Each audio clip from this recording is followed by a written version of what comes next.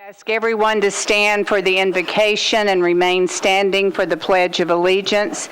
Tonight's invocation is being offered by Rashad Fakhrudin, who is president of the Islamic Center of Nashville and the guest of Council Member Ronnie Stein.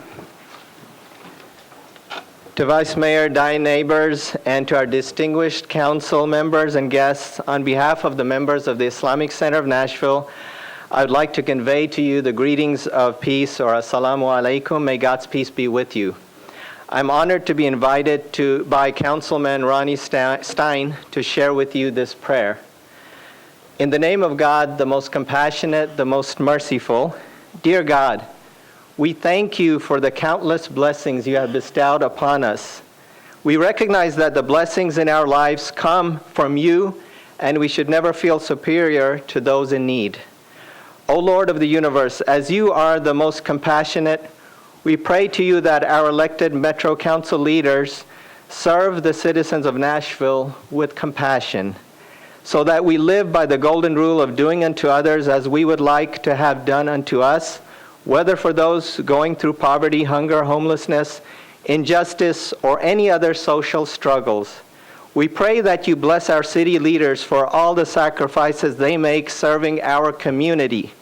We pray that their decisions be conducted with proper consultation, discussion, fairness, and with mutual respect and civility during the discourse, even during times of disagreement.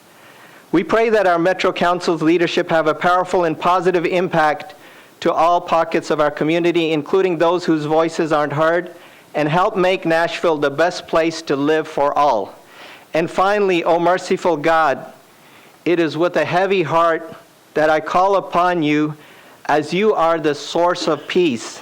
At this very difficult time, we tragically lost one of our youth, a very pleasant and well-mannered freshman on the Hillsborough basketball team, Levonzel Taylor, or LT, who is a teammate of my son Yusuf, who is here today, who collapsed over the weekend and passed away just this afternoon. Dear God, please provide consolation to the family and peace to LT. Amen. I pledge allegiance to the flag of the United States of America and to the republic for which it stands, one nation, under God, indivisible, with liberty and justice for all.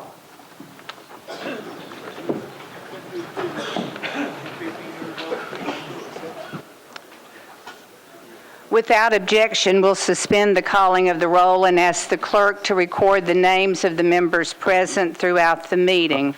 Is there a motion to approve the minutes of our February 24th? We have a motion and a second.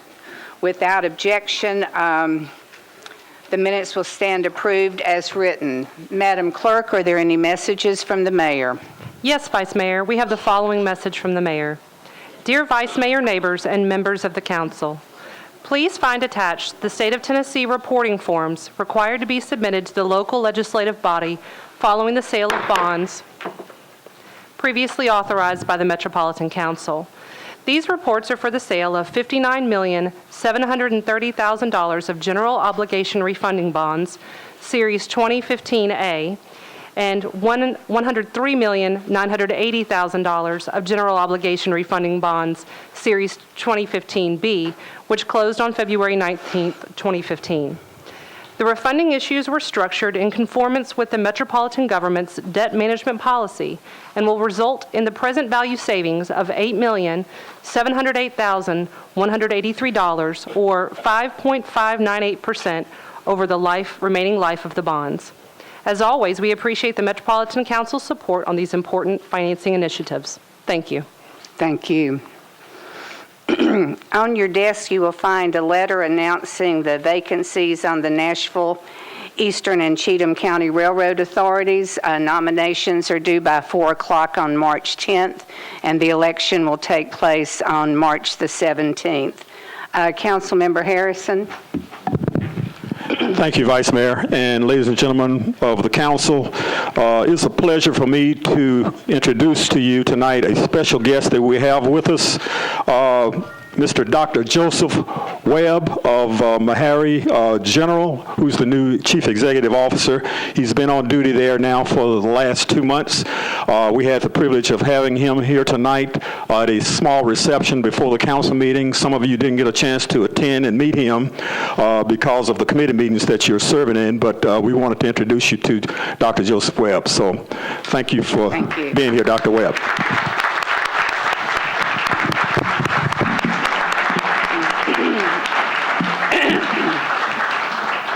Thank you.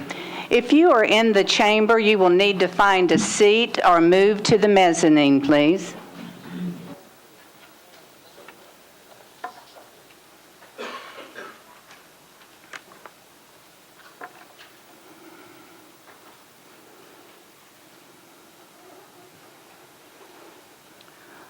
We're now on the motion to reconsider BL 2015-1008. This is not debatable. We need a machine vote. If you vote no on the motion to reconsider, you want the results of the voting last Tuesday night to stand. If you vote yes on the reconsider motion, then you want to vote again.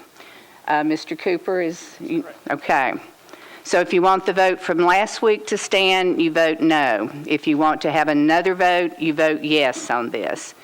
Madam Clerk, please open the machines.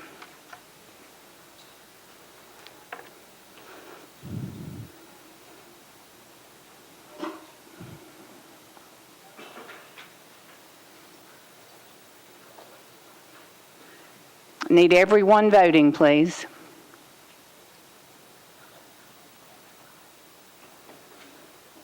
Madam Clerk, please close the machine and tally the vote.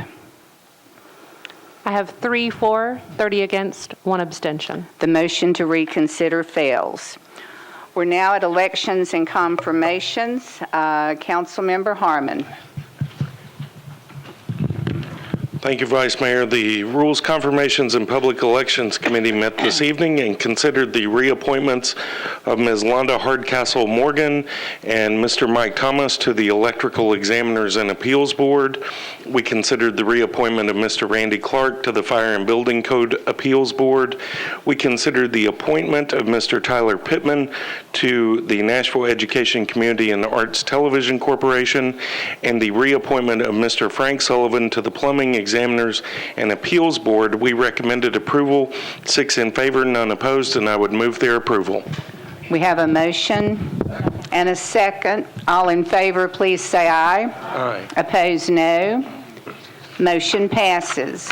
When I call your name, please stand and remain standing. Londa Hardcastle Morgan, Mike Thomas, Randy Clark, Tyler Pittman, and Frank Sullivan. On behalf of the entire Metropolitan Council, thank you for your willingness to serve our great city and to volunteer your time. Thank you very much.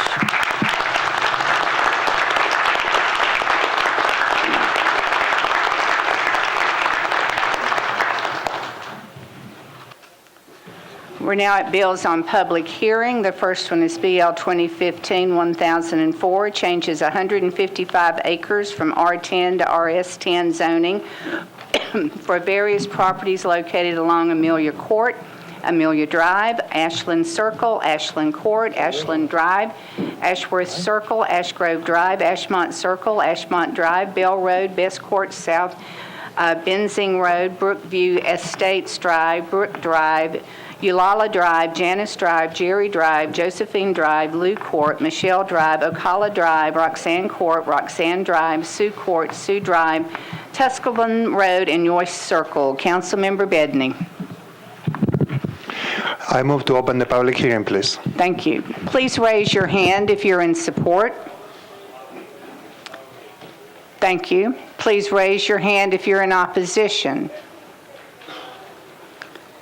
Seeing no one in opposition, does anyone in support wish to speak? Are you in opposition or in support? In the very back.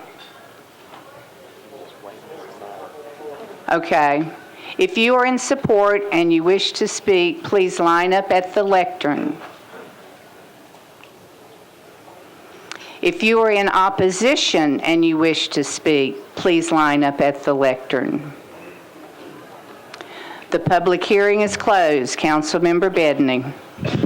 Yeah, thank you, Vice Mayor. I move to approve. Have a motion and a second. All in favor, please say aye. Opposed, no. Motion passes.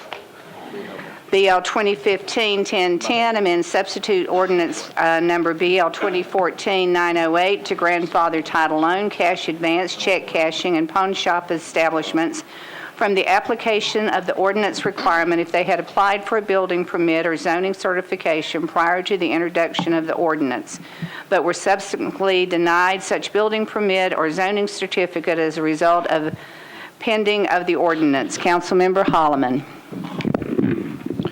Thank you, Madam Vice Mayor. I'd like to move indefinite deferral at this time. We have a motion and a second. All in favor of indefinite deferral, please say aye. Opposed, no. Motion passes. Thank you, Vice Mayor. BL 2015-1023 changes .4 acres from CS to SP zoning for properties located at 1614 and 1616 4th Avenue North to permit up to 7 detached residential dwelling units. Councilmember Stein. On behalf of Councilwoman Gilmore, I request the public hearing, please. Please raise your hand if you're in support. Thank you. Please raise your hand if you're in opposition. Seeing no one in opposition, does anyone in support wish to speak? Seeing none, the public hearing is closed. Councilmember Stein. Move approval. We have a motion and a second. All in favor, please say aye. Opposed, no. Motion passes. BL 2015-1024 changes 1.23 acres from RS-20 to RS-30 zoning for property located at 4008 Iroquois Avenue. Councilmember Todd. Thank you, Vice Mayor. I move to open the public hearing. Please raise your hand if you're in support. Please raise your hand if you're in opposition. Anyone in opposition, in support wishing to speak, please line up at the lectern.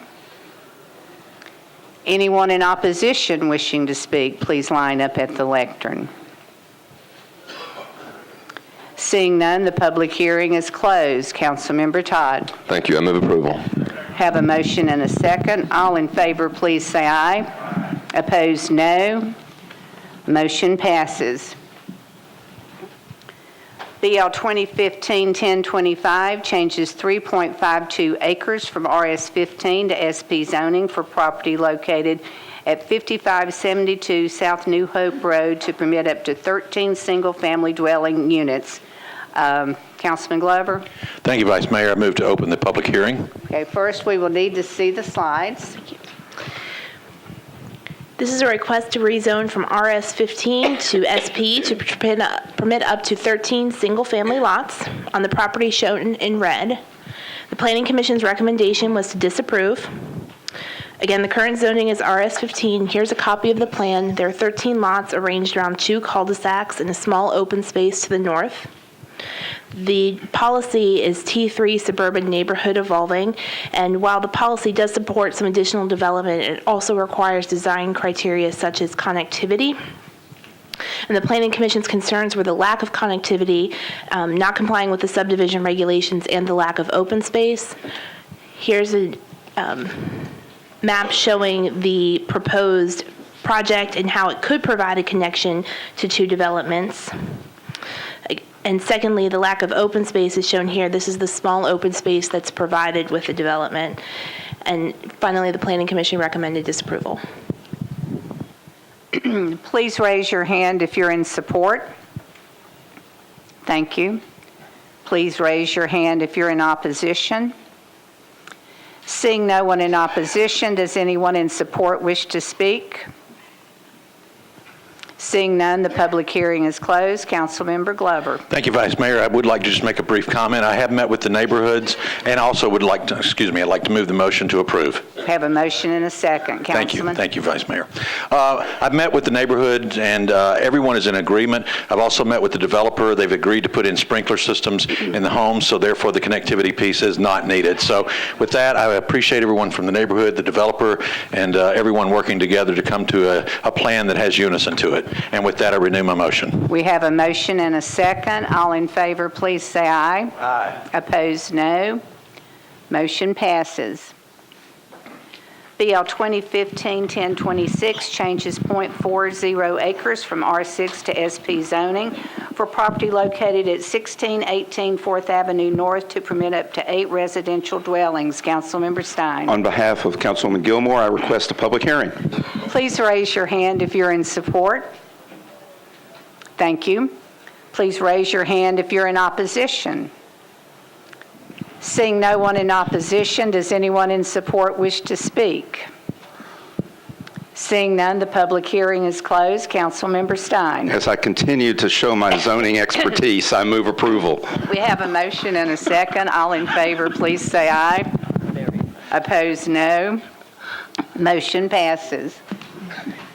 BL 2015-1027 changes 2.34 acres from CS to SP zoning for property located at Elliott Avenue unnumbered, approximately 340 feet west of Franklin Pike, to permit a multifamily development containing up to 200 dwellings.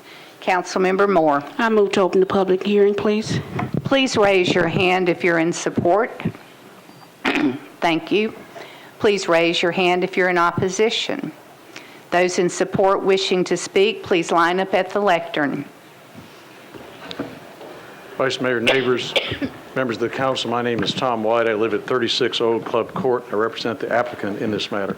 I want to begin by thanking Council Lady Moore for the tremendous amount of time that she's given to us, both in neighborhood meetings and also on the phone and in separate conferences.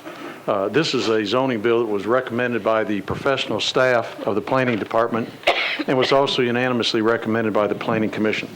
This is a former bakery site known as Sunbeam Bakery. About a third of the site is involved in this zoning. The other 2/3 is located in Berry Hill for multifamily use also. Berry Hill has already approved that use. With respect to the current zoning on the property, it's important to note the current zoning on the property is CS or commercial.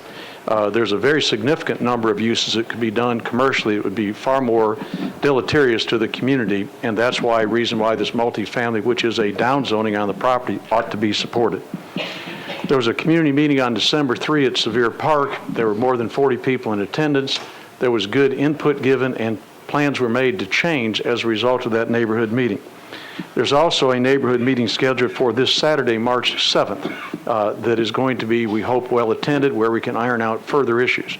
But I think it's important to note that for those that may live on Elliott, which is a close residential street, the zoning on the property is, at the present time, commercial. This is a down zoning to the multifamily, which we think is particularly helpful. It's important to note, too, that a number of plans have been circulated and comments made to members of the council about objections to a plan. The plan that's being circulated is the plan that is now changed and moved forward. That's not an accurate representation of what the plan is at the present time. I also think it's important, the planning staff is here. If you want to see what the current plan is, it's worthwhile seeing. But it's important to note that when the matter was heard at the Planning Commission, there were 2 of the members that lined up at the mic to speak in opposition. After they had seen the presentation by the staff and the comments, they came to the mic and said with those changes, they were supportive of it. I would like to hope that a number of the people here tonight may not be aware that it's been changed, and if so, I think there would be a long way towards supporting what we currently have. We would ask your approval tonight, appreciate your courtesies. Again, Council Moore, we've got a meeting this Saturday. We'll be doing the same presentation and open to any suggestions. Thank you for your courtesies. Urge you to approve this tonight. Thank you. Good evening. My name is Andrew Steffens, and I live at 2514 Sharondale Drive here in Nashville, Tennessee. I represent Alliance Residential as the development director for this project. First, I'd like to thank Council Lady Moore for working with the neighborhood residents and my team to get this development into a position where we could receive a recommendation for approval from the planning staff and a unanimous approval from Metro Planning Commission. Secondly, as this project is only a portion of a larger mixed-use project in both Berry Hill and Metro, I'd like to thank the Berry Hill City Council for approval back in January. I've lived in Nashville for over 12 years. I love Nashville, and I love Nashville's neighborhoods. In fact, I bought my first house in this very same neighborhood that we're talking about, just a few blocks from the development site. I lived there for 6 years until I lost my home in 2010 in the flood. That being said, when the time is right for my wife and I, we intend and hope to move back to this neighborhood. A few years ago, Alliance Residential hired me to find quality development sites in neighborhoods that have a need for new development. I was excited to open Nashville's local office for Alliance because it gave me a chance to work for a top 5 nationally recognized development firm that builds Class AA product all over the country. However, Alliance's business model is to hire someone local that understands the city and understands its network of neighborhoods and how they connect to each other, and have them open an office and be the local representation.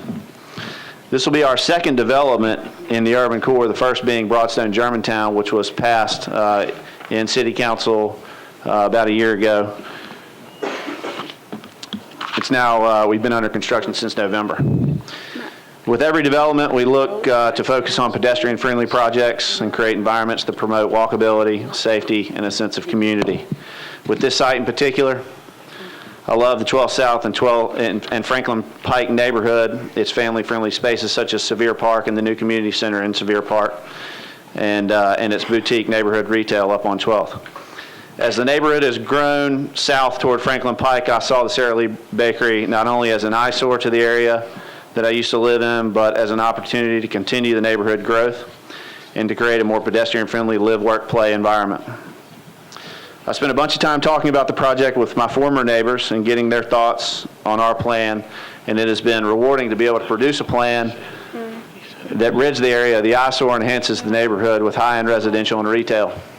At this time, I'd like to present City Council with over 40 letters of support. Additionally, for the past few months, we have been working with Council Lady Moore and Metro Planning staff to come up with a project that fits into the context of the community.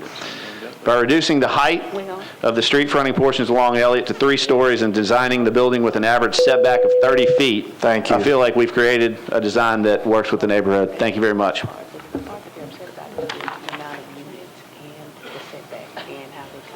Good evening, members of council. My name is David Code. I live at 4101 Utah Avenue here in Nashville, Tennessee. I'm a planner with Kimley Horn and Associates, and we're the developing part of the team that is working on this project. This is a unique site, about approximately 6 acres, and 2/3 of this site actually sits within the city limits of Berry Hill. So we've not only had community engagement within inside of Metro, also in Berry Hill. Over 500 notifications to community meetings and public hearings have been sent out. As was said earlier by Mr. White, we've had community engagement meeting with the community, and we've adjusted the plan. We went from 4 stories down to 3 stories, make it more compatible along Elliott with the residential and the other multifamily that already sits on Elliott Avenue. We widened sidewalks, and in fact, we're building sidewalks on every portion of our site on 3 streets that meets not only inside Metro, but goes down to Berry Hill into the city all the way to Franklin Pike. We're trying to look at those issues of connectivity, and that's why we got unanimous approval at the Metropolitan Planning Commission. As was stated earlier, we are having another community meeting. Council Lady Moore has allowed us the opportunity to continue our dialogue and working with the community to make adjustments so it's better for all, not only within Metro, but also within the city of Berry Hill, which ultimately is Metro residents and citizens. We've increased the overall land as far as open space. We've looked at this development, especially the residential portion, as something similar to the older multifamily sites that we have. Small courtyards in the front, decorative fencing, bringing the public space and the community space inside the front of this along Elliott to try to make the transition. We're all focusing on transitions. All of our communities within Metro are transitioning, And how do we bring new residents in and transition with existing residents there to make it a pleasing place that everyone wants to stay and live and have a part of the new metro and new Nashville as we move forward. We have over 100 additional parking spaces outlined within our parking structure to support not only the retail, but the residential portion. Again, trying to provide additional parking above and beyond what's required by the regulations. We'll continue working with the councilwoman this Saturday in the community to develop a community plan and a project that is good for all. And we appreciate your support tonight in moving this project forward. Thank you very much. Thank you.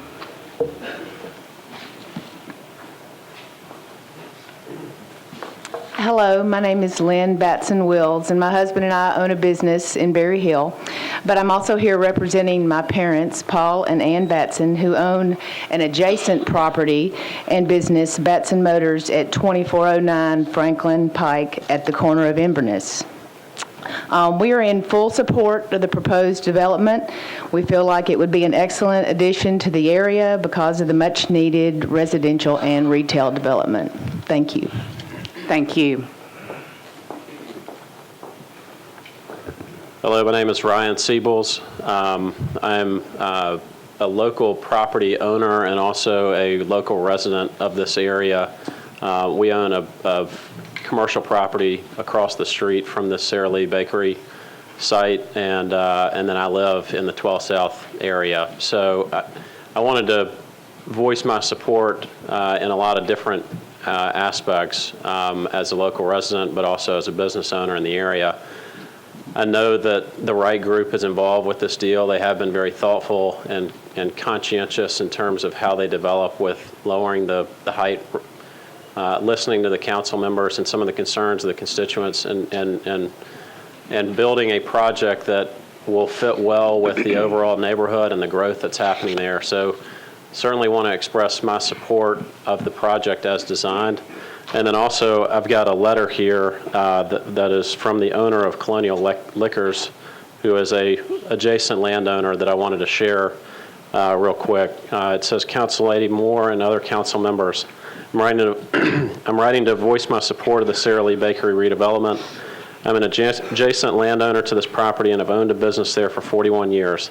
Unfortunately, I was unable to speak tonight in person, but asked another neighbor and property owner, Ryan Siebels, to speak on my behalf. I'm very excited about the opportunity for the bakery to be redeveloped. I have long looked at the property and thought there was a higher and better use for it other than an industrial manufacturing operation in the middle of a very dense residential neighborhood. I also think that the possibility of new retail and residential tenants in the market will greatly enhance the neighborhood. I'm familiar with the changes that Alliance has made with the density, and I believe their concessions show sensitivity to the neighbors while still providing a luxury urban product. Please accept my full support for Alliance Residential in this product. It's signed by Robert Bubas, who's the owner of Colonial Liquors. Thank you. Thank you.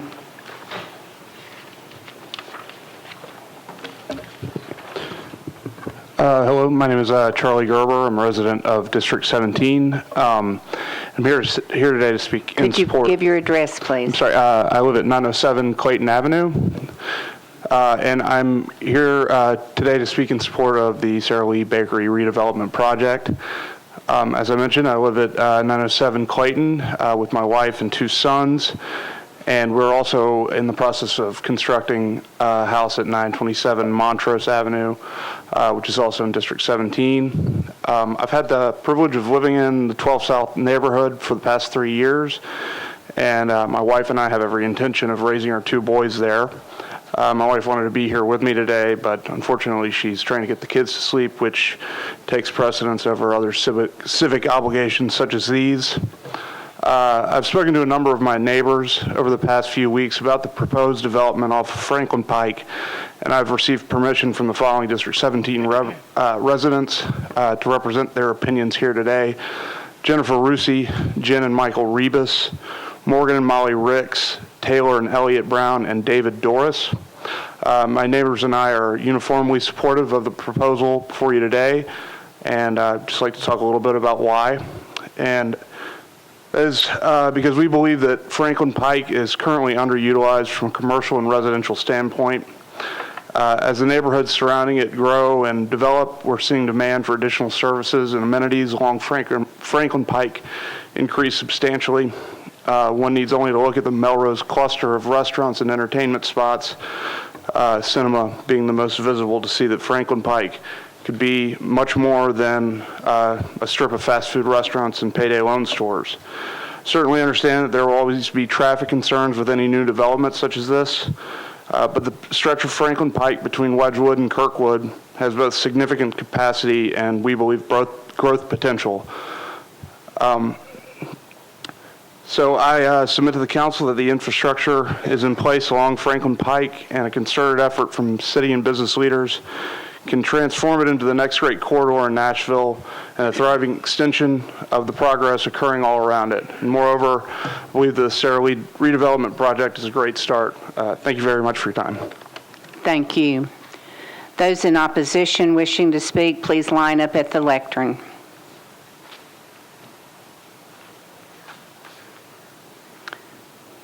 Please state your name and address. Hi, my name is Paula Foster. I live at 904 Halcyon Avenue in the 12 South neighborhood. I'm also the president of the 12 South Neighborhood Association. I've been asked by the Neighborhood Association Board of Directors to express our opposition to this project, primarily due to the lack of community involvement and engagement. While you've heard nice things about how this community has been involved in this process, there was one community meeting 3 months ago where issues were expressed, concerns were expressed, and there's been absolutely no follow-up with the community since that time. The 12 South Neighborhood Board of Directors asked that we express our opposition due to the lack of community engagement and would like more time to be able to understand and the project in its scope. Thank you. Thank you. My name is Lisa Easterwood. I live at 813 Hillview Heights. I am also in opposition mainly because we have not had the meeting that is proposed for this Saturday. It was canceled due to weather, and so we are not up to date and current with the new plans. We feel like a lot has happened in the 12 South community, and some of that has been really good for our neighborhood, and we are supportive of that.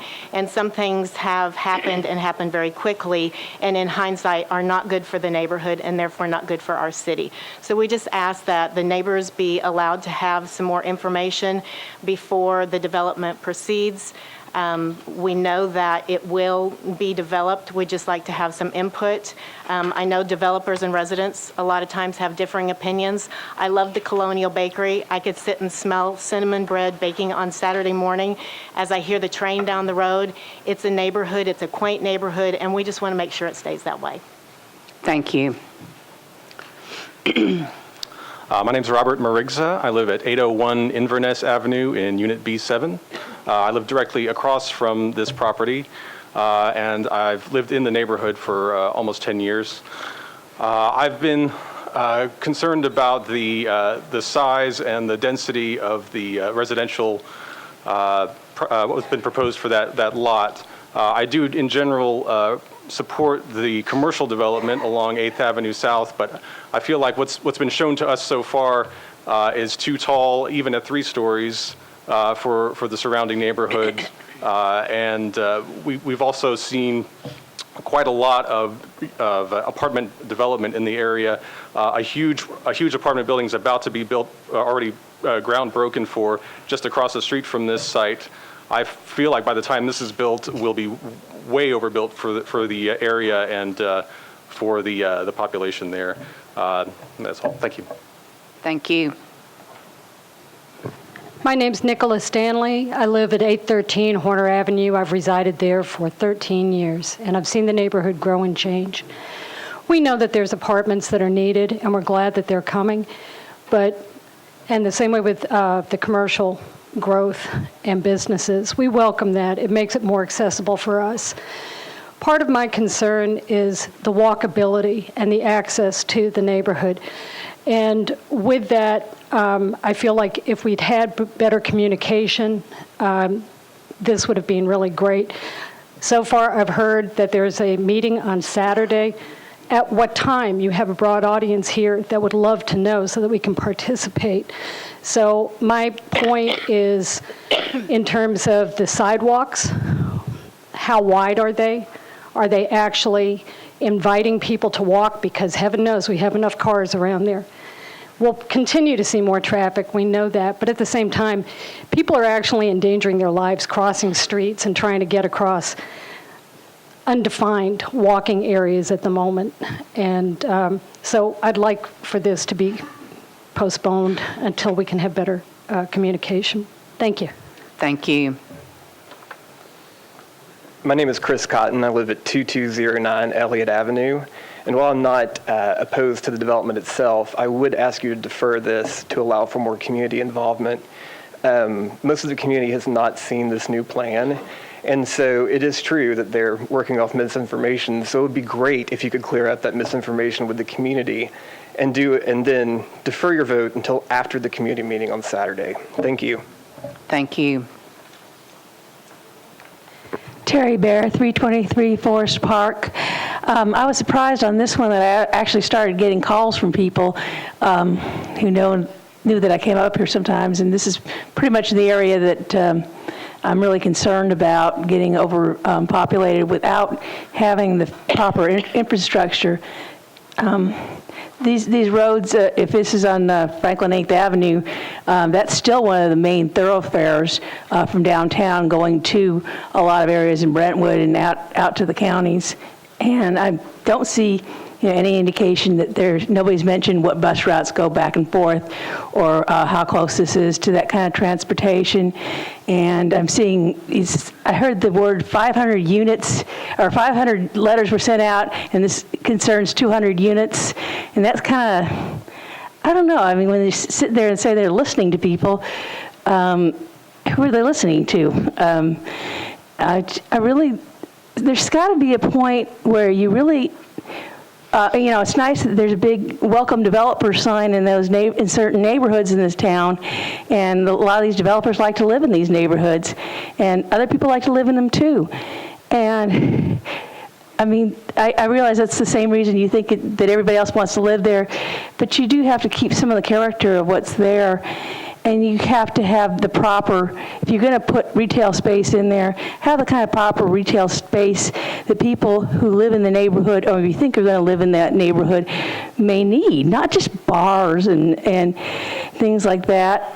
It's just, I'm seeing just a welcome developer sign there, and it's just too much there, and just too many apartments. And I mean, out of the apartments are condos, or they're getting called condos and then turn into apartments. I think we just need to stop with it. Well, let's ask for 500 units, and then we'll have some sort of community meeting and send it back to 200 units. This is really concerning a lot of people, and I really think people have got to take a break here and at least put this off a few meetings. If they've got a meeting on Saturday, at least give them time to have those meetings and just take it easy for a while. Thank you. Thank you. Hello, my name is Davina Sprinkle, and I'm the president of the Elliott Avenue Condominium Association at 2304 Elliott Avenue, and I represent 8 units there. And I've lived in the neighborhood for 15 years, and while I've watched it transition and develop and grow, and I very much appreciate that. And while we, as all the owners, appreciate growth and development, we would again ask that you give us a little more time to study this proposal, to postpone it. With the proposed setbacks that I've been informed of from the streets, I have definite concerns with older folks who live in our neighborhood, as well as people who walk dogs, as well as all the foot traffic that we already have now. And so again, our request is that you would wait until after the community meeting. Thank you so much. Thank you. Seeing no one else wishing to speak, the public hearing is closed. Councilmember Moore. Thank you. I'm going to move this bill. I'm going to move for approval. And we have a motion and a second. And I want to make a brief comment, Vice Mayor. Before I make my comment, I would like for the planning staff to at least show what changes have been made to this development.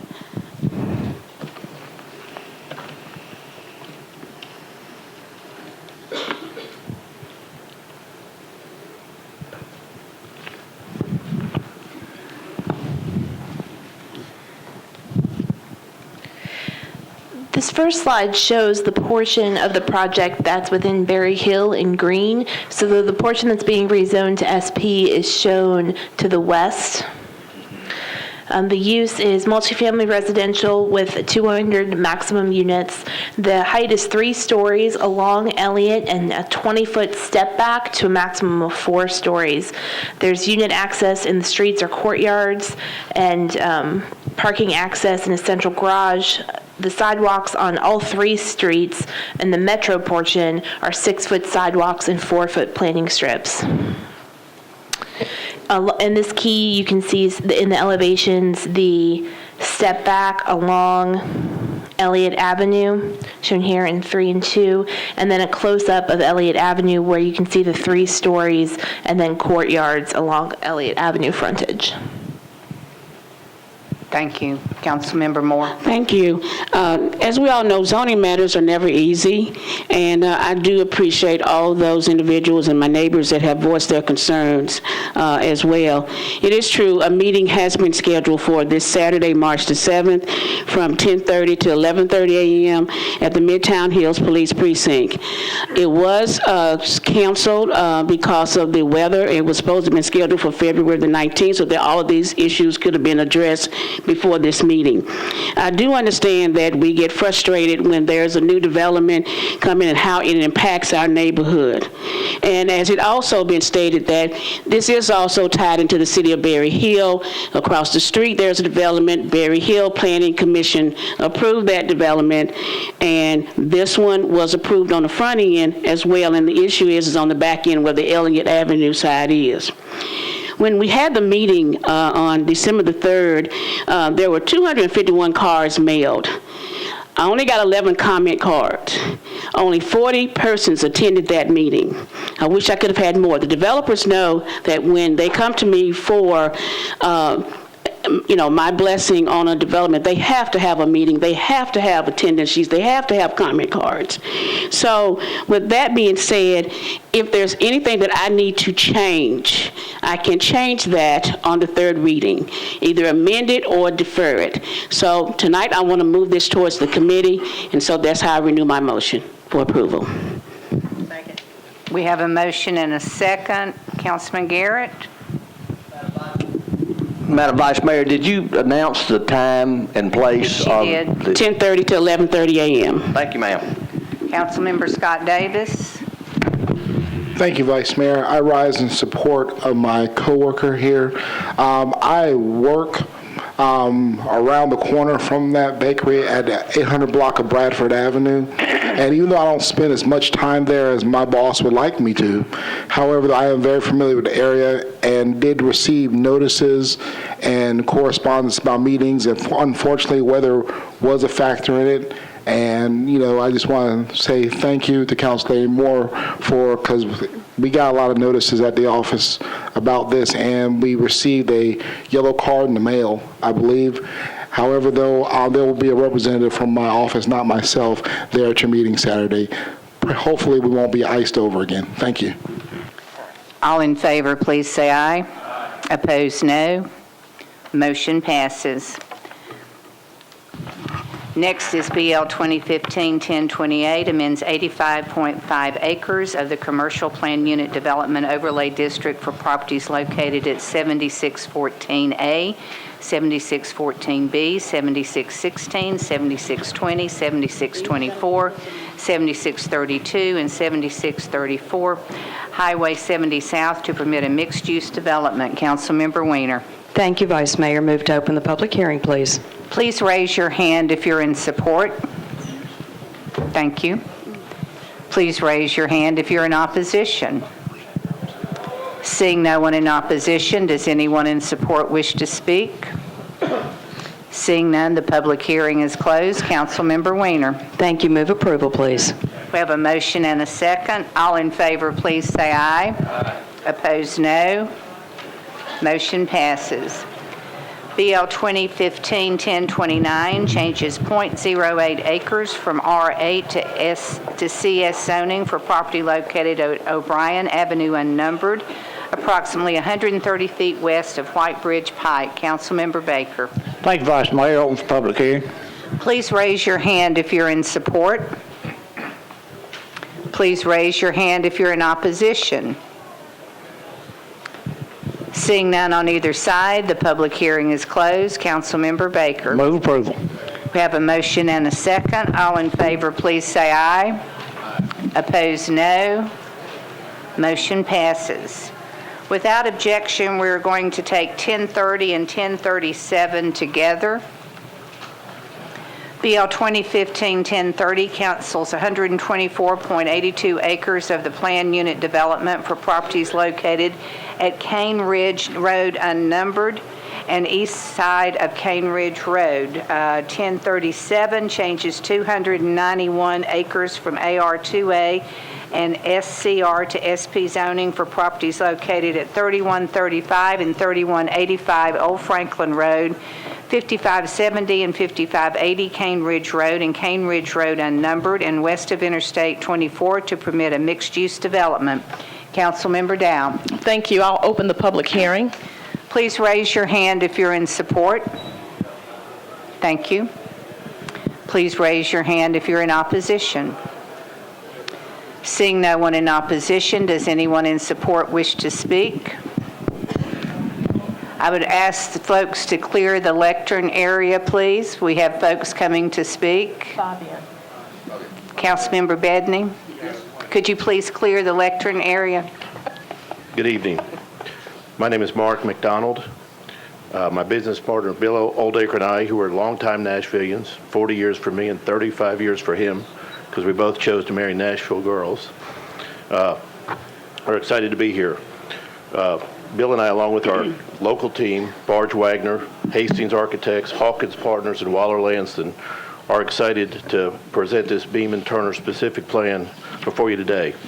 This rezoning is a result of several stars aligning at one moment. The opportunity to invest in good, developable land on an interstate interchange in an established community near significant metro investments and with strong community support is truly a rare opportunity.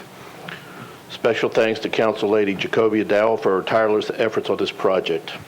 Her commitment to the continued growth and improvement of her district is unwavering. She listens carefully to her constituents and has provided valuable input and guidance during the planning of this project. She's been a great asset on the community outreach process. We also appreciate the support of Council members Duval, Dominy, Bedney, and Johnson. As you all well know, there's a shortage of good and developable land within the county. This property is one of those rare opportunities to design a thoughtful greenfield development within an established community. Our plan envisions office, residential, and retail, providing jobs and housing, all within Davidson County. It is also rare to have this kind of land on an interstate interchange. By completing the design and construction of Exit 60, we hope to alleviate the congestion on Bell Road interchange, provide additional connections within the Cane Ridge and Antioch communities. Today, many people in southeast Nashville travel to Williamson, Rutherford, and Wilson counties for their daily services, needs, and jobs. This is an extremely rare opportunity to create a ground-up, mixed-use development within an established community. Our city leaders are continually looking for land that will keep businesses and employers within the county. This is that piece of land. In recent months, as we have been envisioning this project with the community, Metro opened the Southeast Branch Library, the Southeast Community Center, and the Ford Ice Center. These public projects are a strong response to the needs and desires of the community. Last fall, we began an outreach with 3 community meetings. We wanted to introduce ourselves to the community, hear their thoughts and ideas, and present a vision for the future. The meetings were an overwhelming success, and each one was attended by hundreds of people. We also presented and discussed the project at CNAP meetings on 4 or 5 occasions, neighborhood meetings, and had many productive meetings with business leaders, community leaders, and neighbors. We're very proud of our efforts to reach out to the neighbors in southeast Nashville, and we're proud to say that our plan reflects the needs and desires of the community. So we would appreciate your thoughtful consideration of the project. We believe the stars truly have aligned to do a truly special project for the city of Nashville. Thank you. Thank you. Seeing no one else wishing to speak, the public hearing is closed. Councilmember Dow. Yes, if I can just have just a moment of personal privilege to just provide a little comment on this. We began this process. You make a motion. I make a motion. We have a motion and a second, Councilmember. Thank you. Thank you. We began this process almost 2 years ago with the closure of our Target store. And while it was devastating to see our Target leave our community, it presented a wonderful opportunity for redevelopment in our area. And for many of you native Nashvillians, and for me traveling from Chattanooga to Nashville visiting, Hickory Hollow Mall was a destination. It was a major source of revenue in our city. In fact, many of the sidewalks you enjoy today and schools in your community were funded by revenues generated from Hickory Hollow Mall out in Antioch. As we look at the future of Nashville, especially the southeast area, more specifically Antioch, it's one of the fastest growing areas of our city, and it represents a wonderful opportunity to generate revenue for the entire Davidson County again. As Mark alluded to, we have met on numerous occasions about this project with the community, and overwhelmingly the community believes that this is the type of project we need to get Antioch back on the map and get it going. This project has an opportunity to provide a significant economic impact, not just to the Antioch community, but to all of Davidson County. And it also complements the investments that you have all graciously supported me on over the last couple of years with our Fordyce Center, the Southeast Regional Library, Greenways, and so forth. So today I ask you to support this, and thank you for your support ongoing. And hopefully we can add an infrastructure project there and get this going and provide the services the community needs so that they don't have to travel outside of their community. So thank you. Thank you. Councilmember Duvall? Thank you, Madam Chairman. I would just like to rise and thank Council Lady Dowell for all of her work.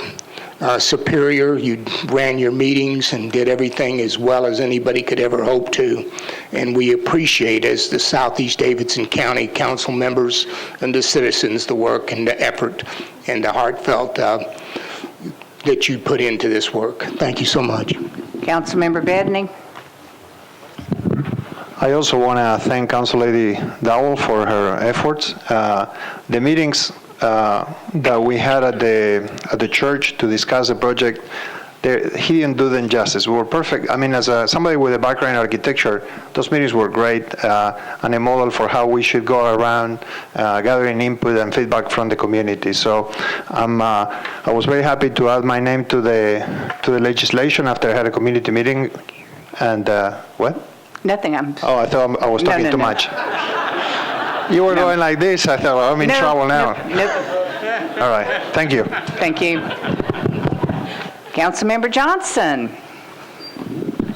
Thank you, Vice Mayor Neighbors. I also rise in support of my colleague, Council Lady Jacobia Dowell, and thank you for all of your efforts, all of your time, your hard work in working with all of us and partnering with us with all of the community meetings we all held to ensure that this project received as much input throughout all of Southeast Davidson County.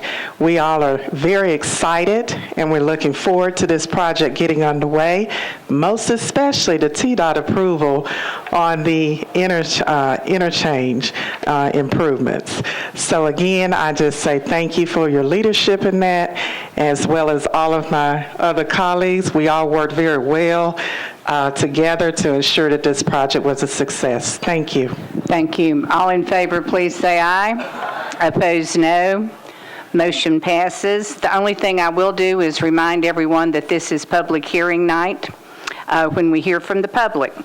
BL 2015-1031 changes .47 acres from R6 to CS and SP zoning for property located at 1033 Birchwood Avenue to permit up to 8 detached residential dwelling units. Councilmember Scott Davis. Thank you, Madam Vice Mayor. I'd like to withdraw the bill with a brief explanation. We have a motion and a second. Councilman. I just want to thank the developer and my Birchwood Avenue neighbors and my East Hill neighbors for attending 3 meetings and attending 2 planning commission meetings. The developer was welcomed and worked well with the neighbors, but the issue is the spaces is pretty weird, and we're asking them to come back with a different plan. And speaking to my colleagues in the planning department earlier today, that they can adjust the plan, but they can't adjusted in this bill, so we're going to withdraw this and ask them to come back with another proposal. Thank you. All in favor of withdrawal, please say aye. Opposed, no. Motion passes. BL 2015-1032 applies the contextual overlay to various properties located along Greenwood Avenue, Rosebank Avenue, Skyview Drive, Waters Avenue, Shady Lane, Powers Avenue, McCarn Street, Tillman Lane, Washington Avenue, Eastland Avenue, Groves Park Road, Urban Place, Wilsonwood Place, Hackberry Lane, and North 20th Street. Councilmember Westerholm. Thank you, Madam Vice Mayor. I would move to open the public hearing. Please raise your hand if you're in support. Thank you. Please raise your hand if you're in opposition. Anyone in support wishing to speak, please line up at the lectern.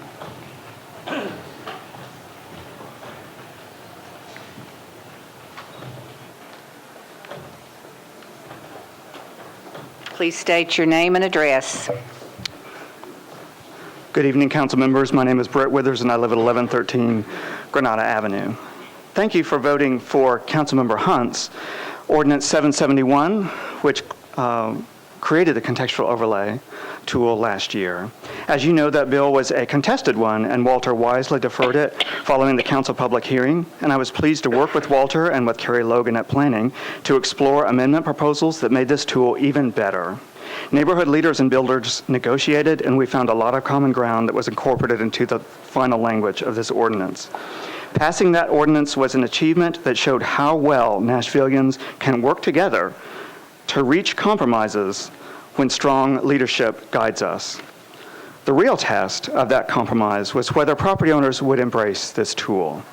Tonight, you will see some of our Eastwood neighbors who may not have participated in our conservation overlay expansion in the past, but have expressed an interest in the contextual overlay. And you also hear from quite a few of the Rolling Acres neighbors who have embraced this tool. Skyview Drive, I'll talk about a little bit, and you'll hear from many neighbors on Skyview. Skyview is hugged by Shelby Golf Course. There are 70 parcels on Skyview Drive. We canvassed the neighbors on that street and received 45 surveys. 42 of those indicated yes, which is 94% yes rate. Even accounting for property owners who did not opt to return a survey, we can validate that we have the signature and support of 60% of the property owners on Skyview Drive. On Shady Lane nearby, 70% of property owners have signed a form in favor. In Eastwood, on McCarn Avenue, 62.5% of the property owners have signed in support. One of those is a large landowner who owns the biggest and, in fact, the tallest house in our entire neighborhood. His property would be the most affected by this ordinance. He signed in favor not only for his property, but for the numerous rental properties that he owns in that area. This goes to show that support for these ordinances can be found even among rental property owners.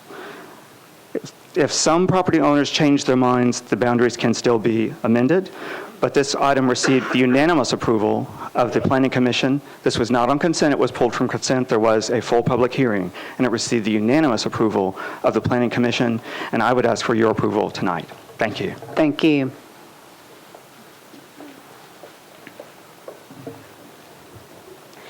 Hello, my name is Rebecca Frazier. I'm a resident of Skyview, 626 Skyview Drive.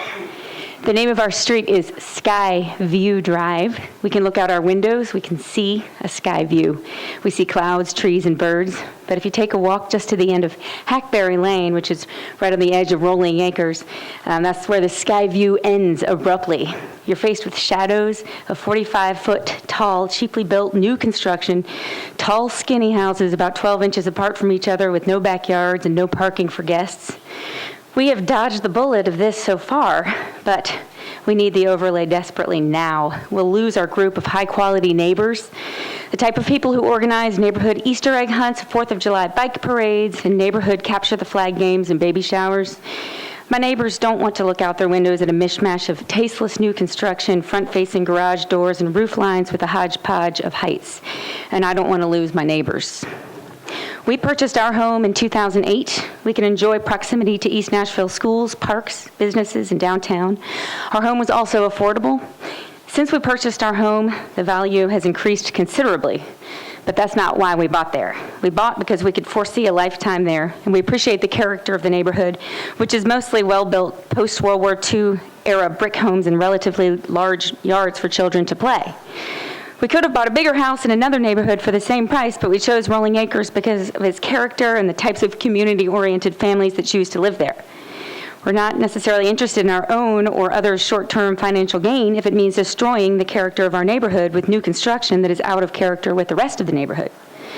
From November 2014 to January 2015, I personally knocked on every single door on Hackberry Lane, Shady Lane, and Skyview Drive south of Eastland. I have documentation of a supermajority in support of the zoning change. I collected signatures from 90-year-olds who have lived on Skyview and Shady since the 1940s. It is telling that nobody signed no on the forms that I collected. We homeowners who have golf course views and walking distance to the development of Walden with Jenny's Ice Cream and the Rose Pepper stand to gain the most financially if we were to sell our homes to investors who want to tear them down and build much larger homes. Yet the majority of us will choose preserving our neighborhood's character over that financial gain because we value our neighborhood. I'd like to give a voice to those many seniors and longstanding residents who do not have internet and email and are not tied into what's going on and couldn't make it tonight. There are also a large amount of young parents with small children who are passionate about maintaining the character of the neighborhood who are putting children to bed and couldn't come, although many have babysitters and are here. The contextual overlay provides plenty of room for expansion and new development of 1.5-story homes while retaining the character of the neighborhood. Eastwood neighbors passed a contextual overlay, and this is the neighborhood right next to Rolling Acres. I very much appreciate your time. Thank you. Thank you. Hello, good evening. My name is Helen Newhoff, and I'm here with my husband, Henry. We live at 628 Skyview Drive. We just moved there from Westmead, and that was my lovely neighbor. Aren't I lucky? We're not only in support of the 1032 Rolling Acres Eastwood Contextual Overlay District, but we're also in support of the Golden Rule. Like I said, we recently moved from Westmead to this attractive and upbeat community. We renovated a home without changing the outside of the structure. It's our sincere desire to keep the character of our neighborhood as one with modestly sized houses and yards, and that any new builds be within the contextual overlay guidelines. Thank you all for your public services. We especially thank our Metro Councilman, Brett Withers, for his tireless efforts. Thank you.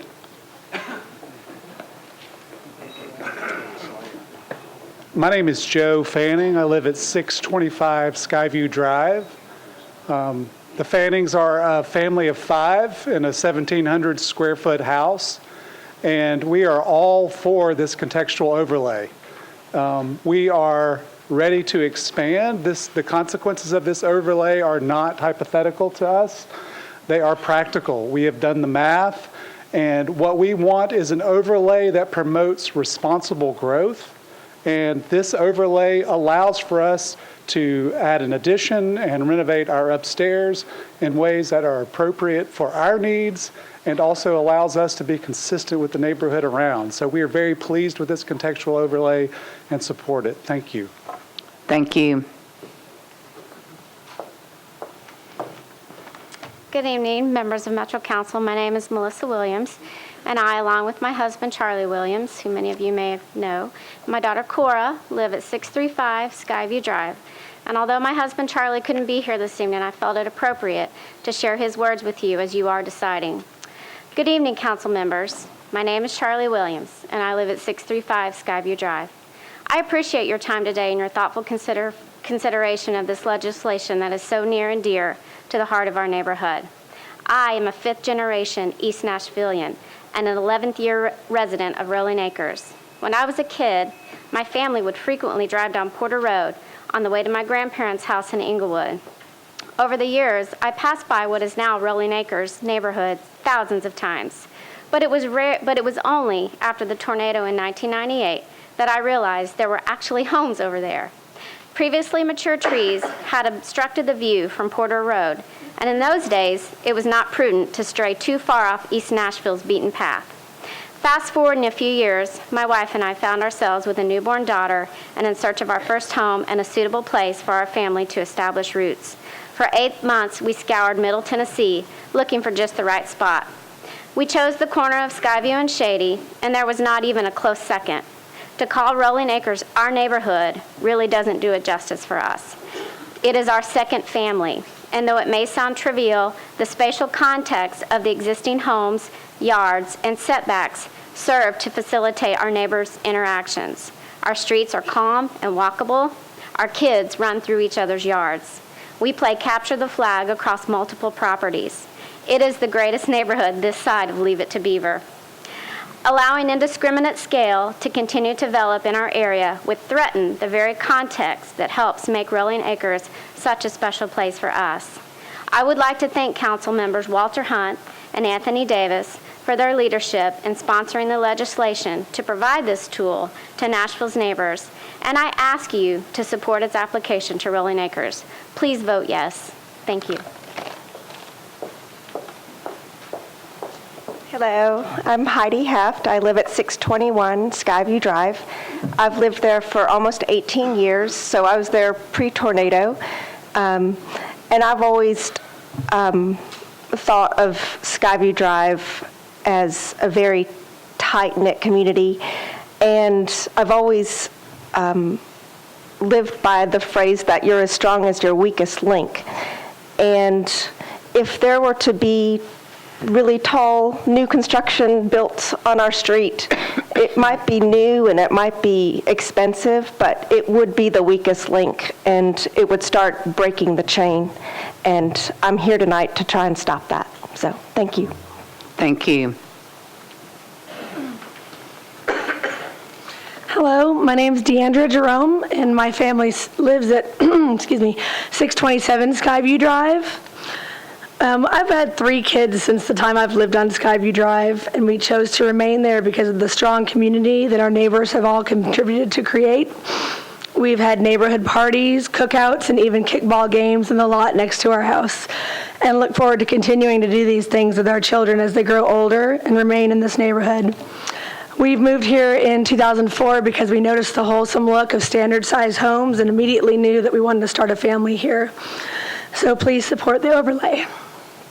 Thank you.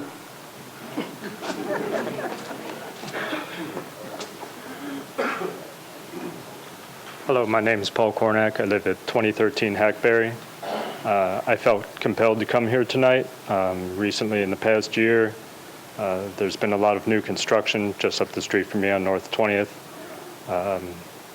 It's not exactly my taste, but more to the point, I believe that it negatively affects the neighbors' property value.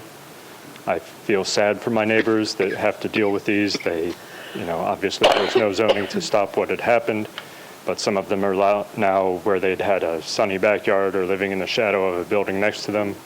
If you're familiar with North 20th and McEwen, is sort of a dangerous curve.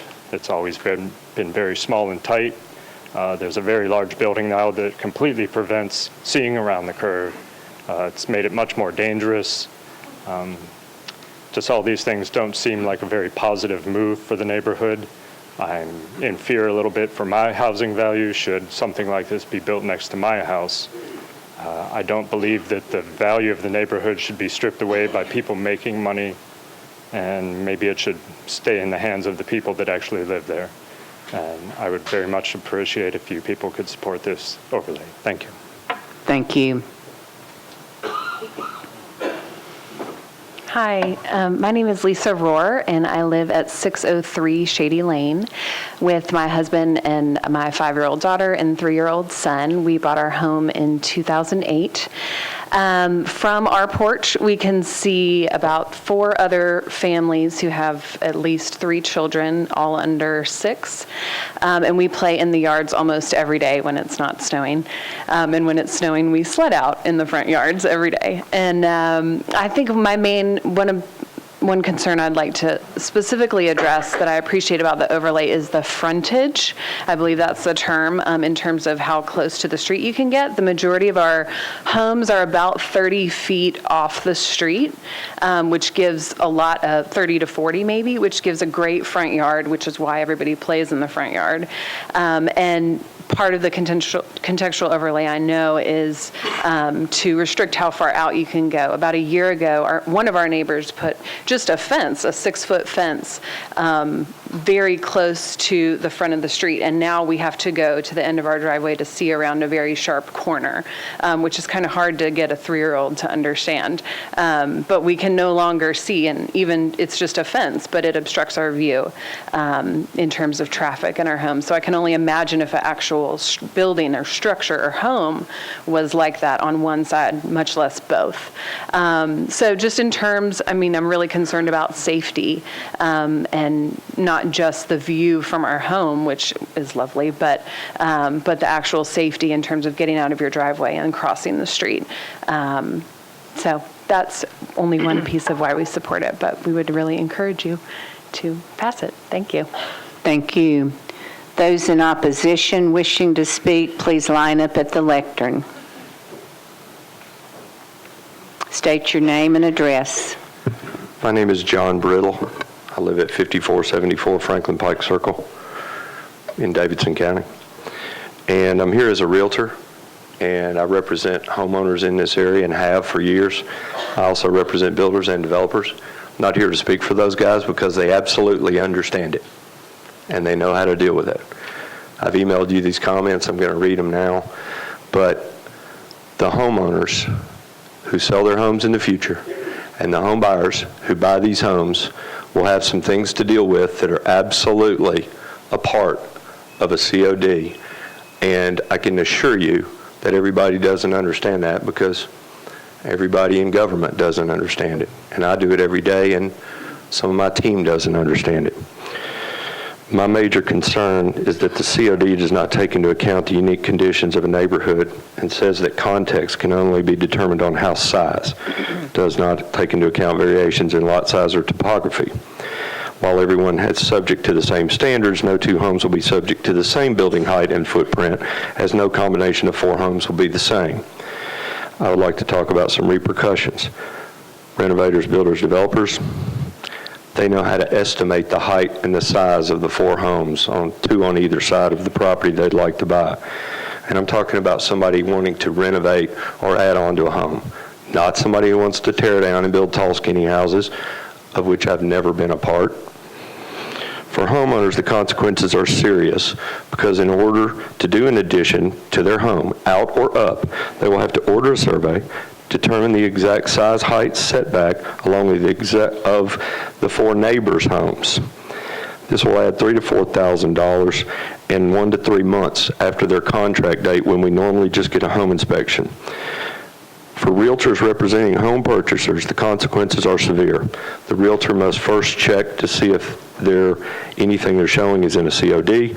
They have to determine if an application has been filed and becomes pending legislation.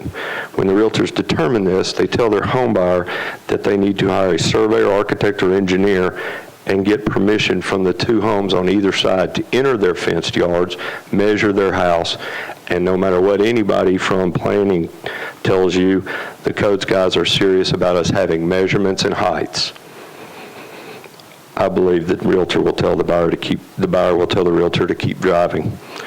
For listing agents, all of these things have to be done, and this will affect the value of single-family homes sold to other single-family home buyers. Again, I got no concern for the builders and developers. They do it every day. They understand how to do the math, and a lot of these people who have just spoken haven't looked to see if they can add 1 room onto the back of their homes. Thank you.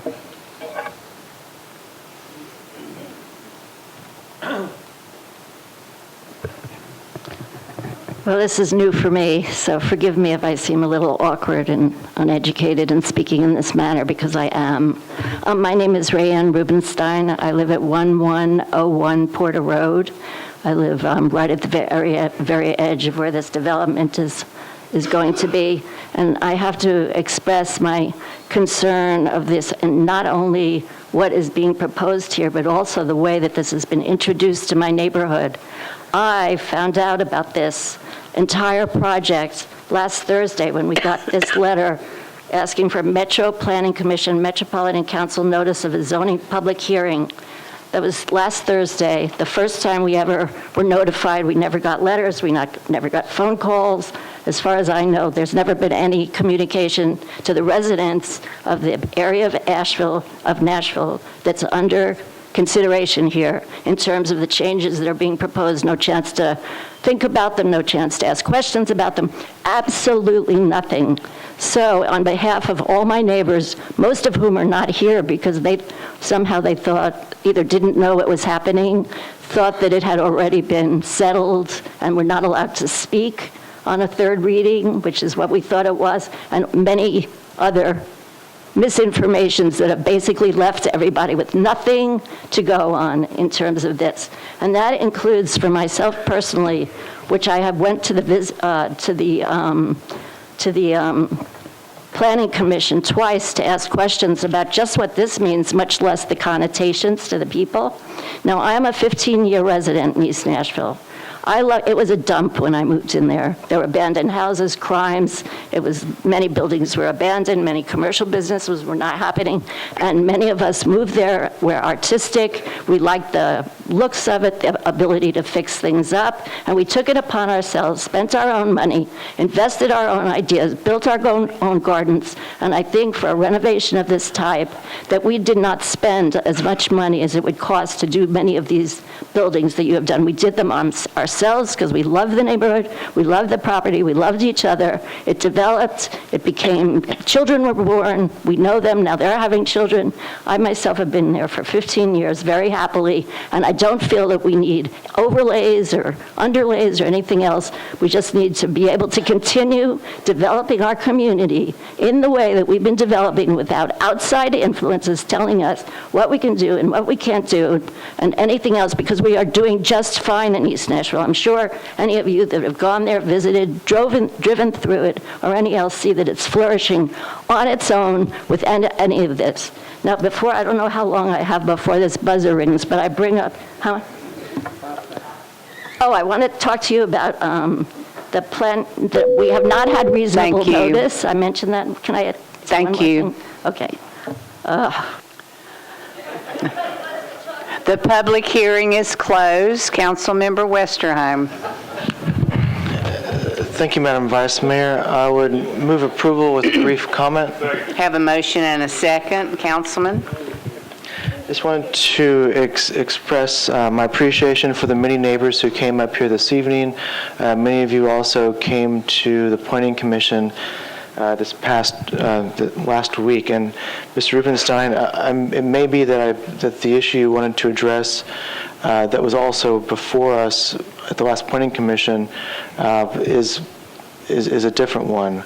I'm not sure if your comments. I'm happy to talk to you afterwards. Councilman, please address the chair.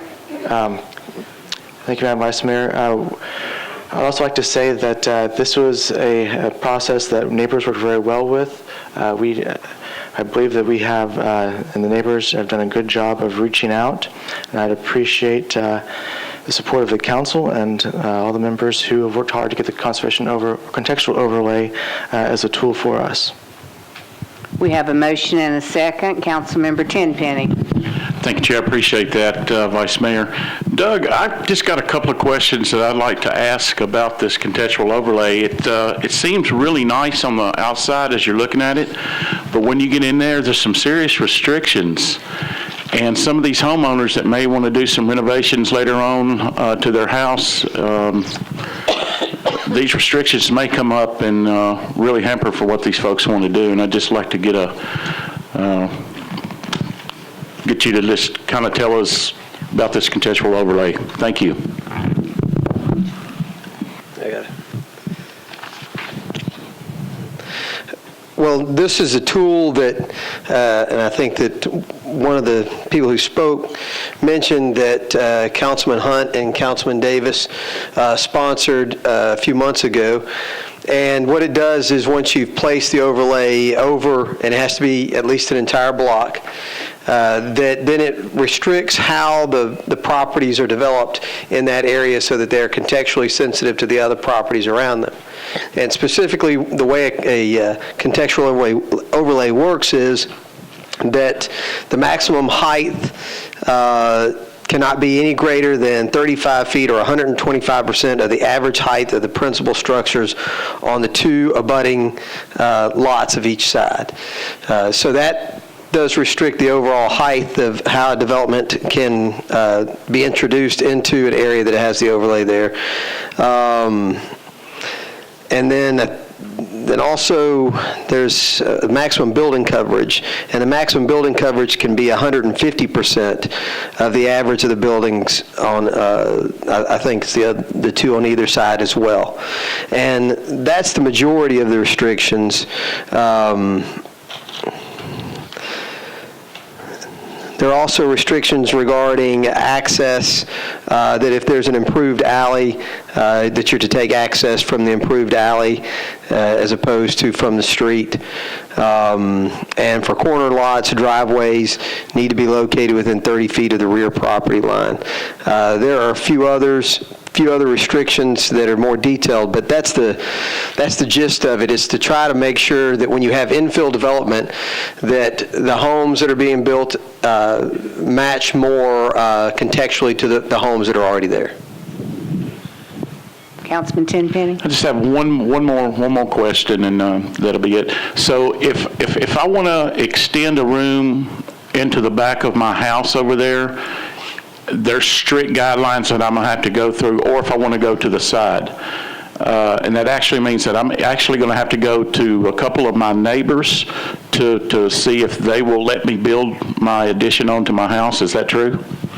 No. That determination will be made at the codes department as to what the lot coverage is. That's when that will come into place, is the 150% of the lot coverage of the lots of two lots on either side. Cool. Thank you. Okay, all in favor, please say aye. Aye. Opposed, no. Motion passes. Next is BL 2015-1033, changes .34 acres from RS5 to SP zoning for properties located at 519521 Weekly Avenue to permit up to 4 residential units. Councilmember Harrison. Thank you, Vice Mayor. I move the public hearing, please. Okay, could we see the slides first? This is a request to rezone from RS5 to SP to permit up to 4 residential dwelling units. The property is located on Weekly Avenue. The Planning Commission recommendation was to disapprove. Again, the zoning is RS5 and the policy is T4 neighborhood evolving. And while neighborhood evolving allows for increased density, it does have some direction on improving the pedestrian environment. Here you can see the plan. There are 4 units on 2 lots, so a 2-family structure on each lot with front-loaded garages and parking pads to the front of the home. And here are the renderings of the home. The Planning Commission disapproved because, as you can see here, having front-loaded parking pads on both lots does not enhance the pedestrian environment.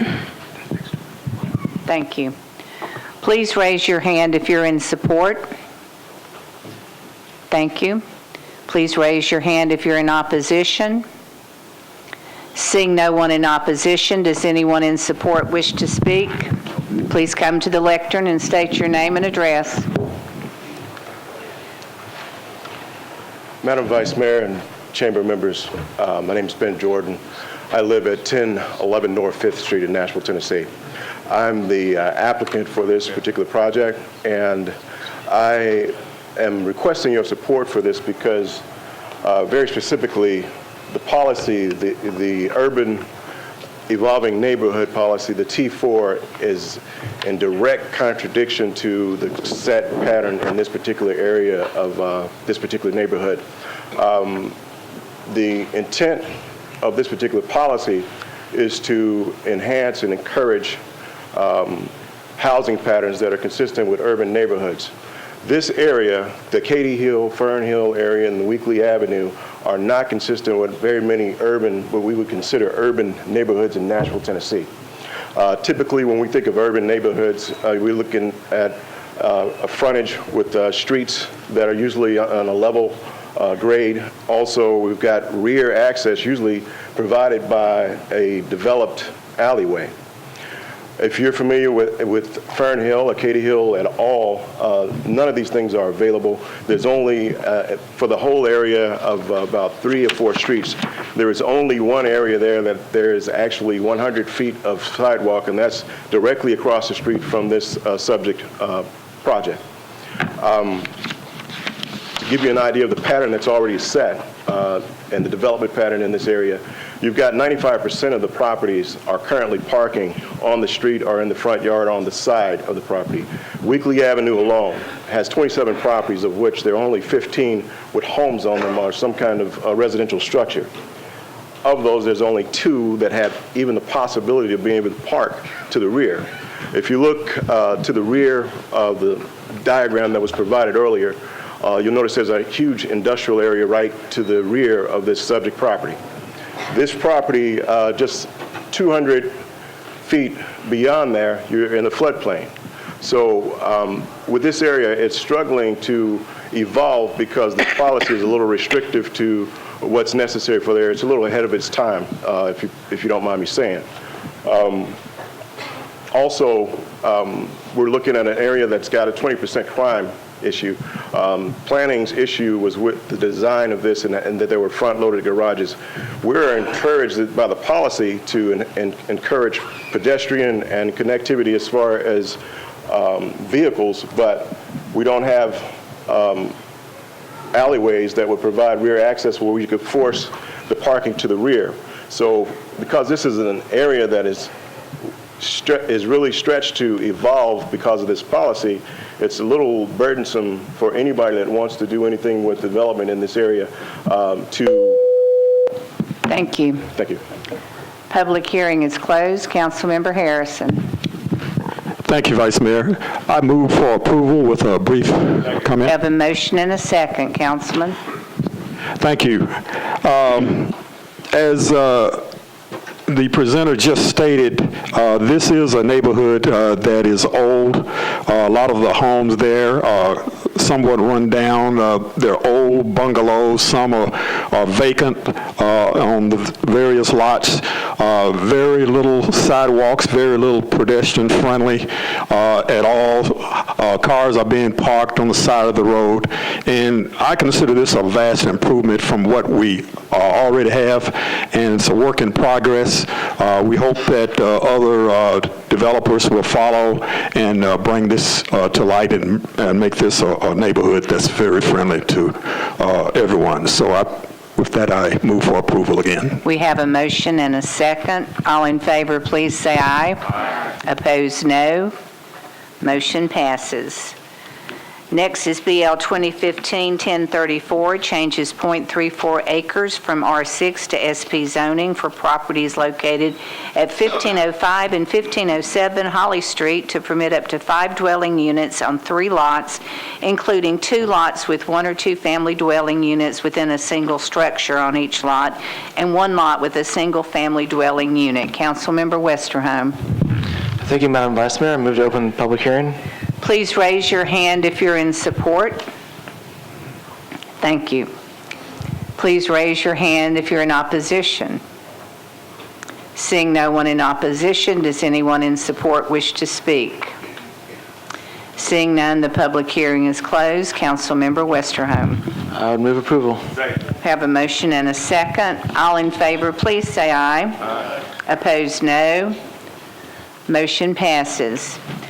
BL 2015-1035 applies 2 acres of a contextual overlay district to 2 acres of property located at 4800, 4801, 4802, 4803, 4805, 4806, 4808, 4809, 4810, and 4811 Michigan Avenue, and Michigan Avenue unnumbered between 48th Avenue North and 49th Avenue. Councilmember Baker. Thank you, Madam Vice Mayor. Open for public hearing. Please raise your hand if you're in support.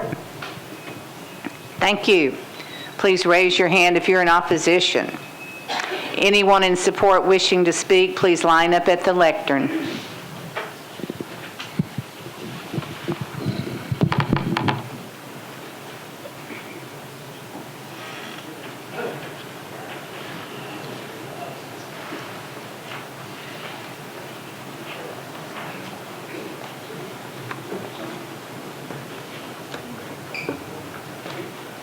Thank you, Metro Council, for allowing me the opportunity to speak with you. My name is Miriam Drennan. I live at 4810 Michigan Avenue, and I want to address how we reached consensus on this matter. We initially reached out to planning to see if the 4800 block of Michigan Avenue was a viable candidate for the new contextual overlay tool. On September 25th, we were notified via email that they would, quote, support the application, assuming consensus between the property owners and the council member. The support has been reiterated throughout this process, both by planning and Councilman Baker. Since then, we have held a number of meetings, discussions, and even debates on whether a contextual overlay would benefit our block. We worked with neighborhood leaders, Councilman Baker, and the planning department to help us understand what the overlay would and would not do. We analyzed the data, reviewed our coverage percentages, and discussed a number of what-if scenarios.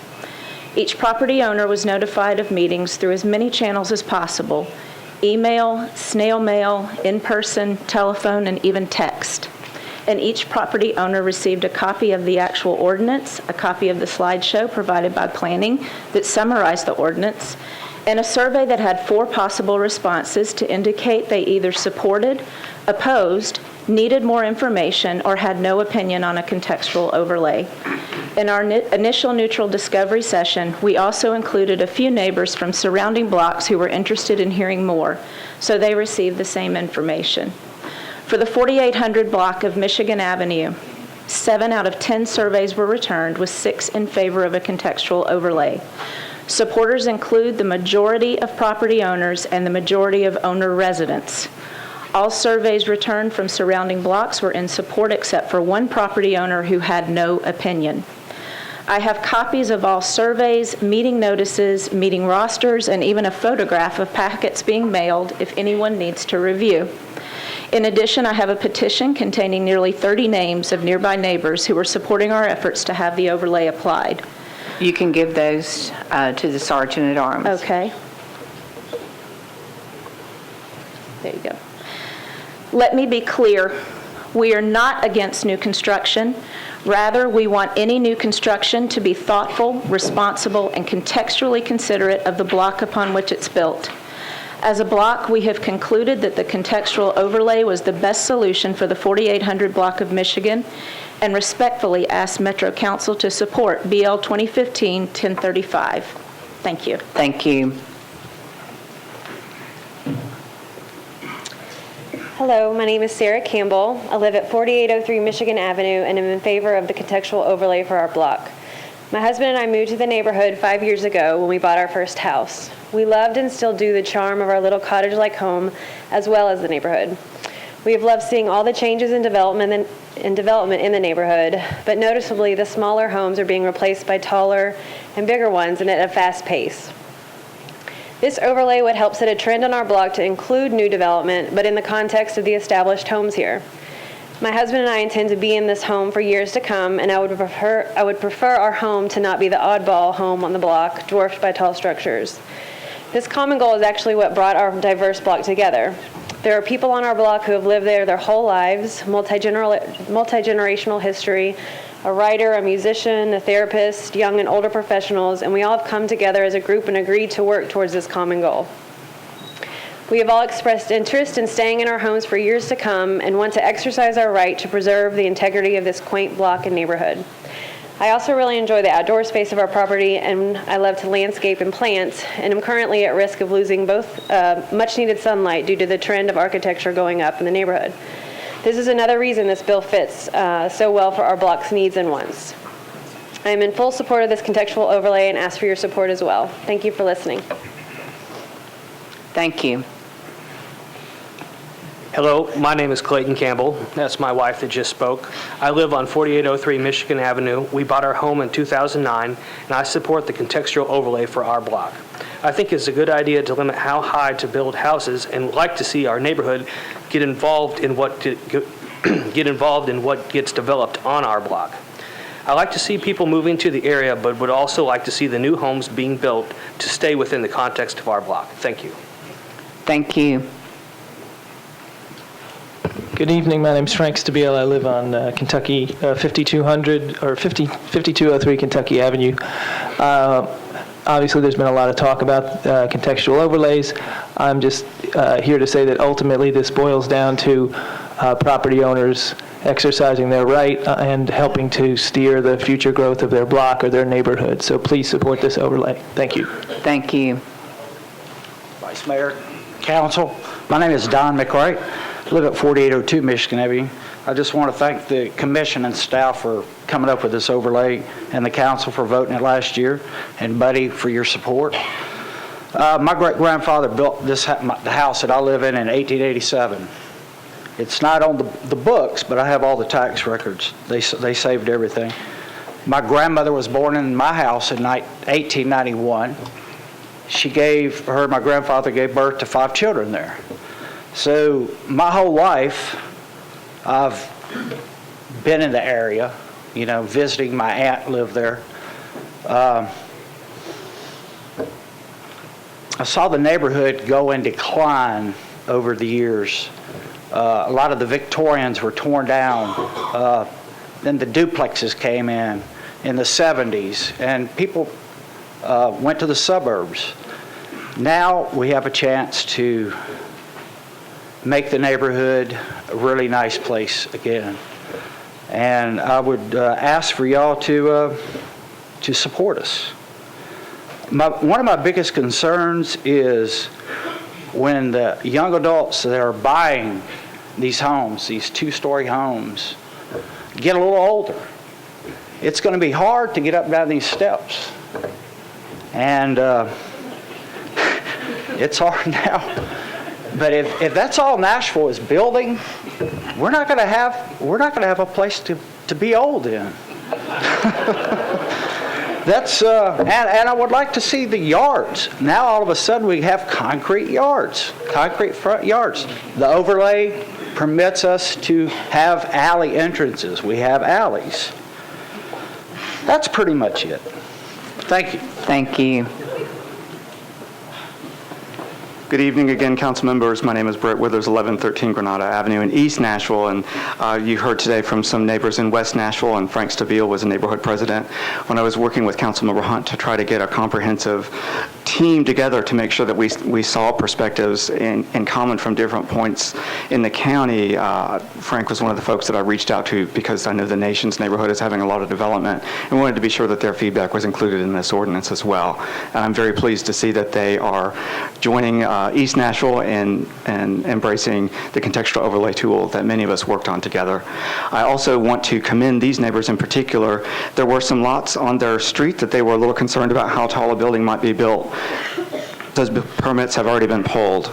And so these neighbors, the permits that have been pulled on those lots that they were concerned about are going to go on without being affected by this overlay because they got the permit in time. So I think what is important for you to remember is that these neighbors primarily then will be the ones impacted by this on their own properties. They have received accurate information and they have made an informed decision, and I hope that you will respect that today. Thank you so much. Those in opposition wishing to speak, please line up at the lectern.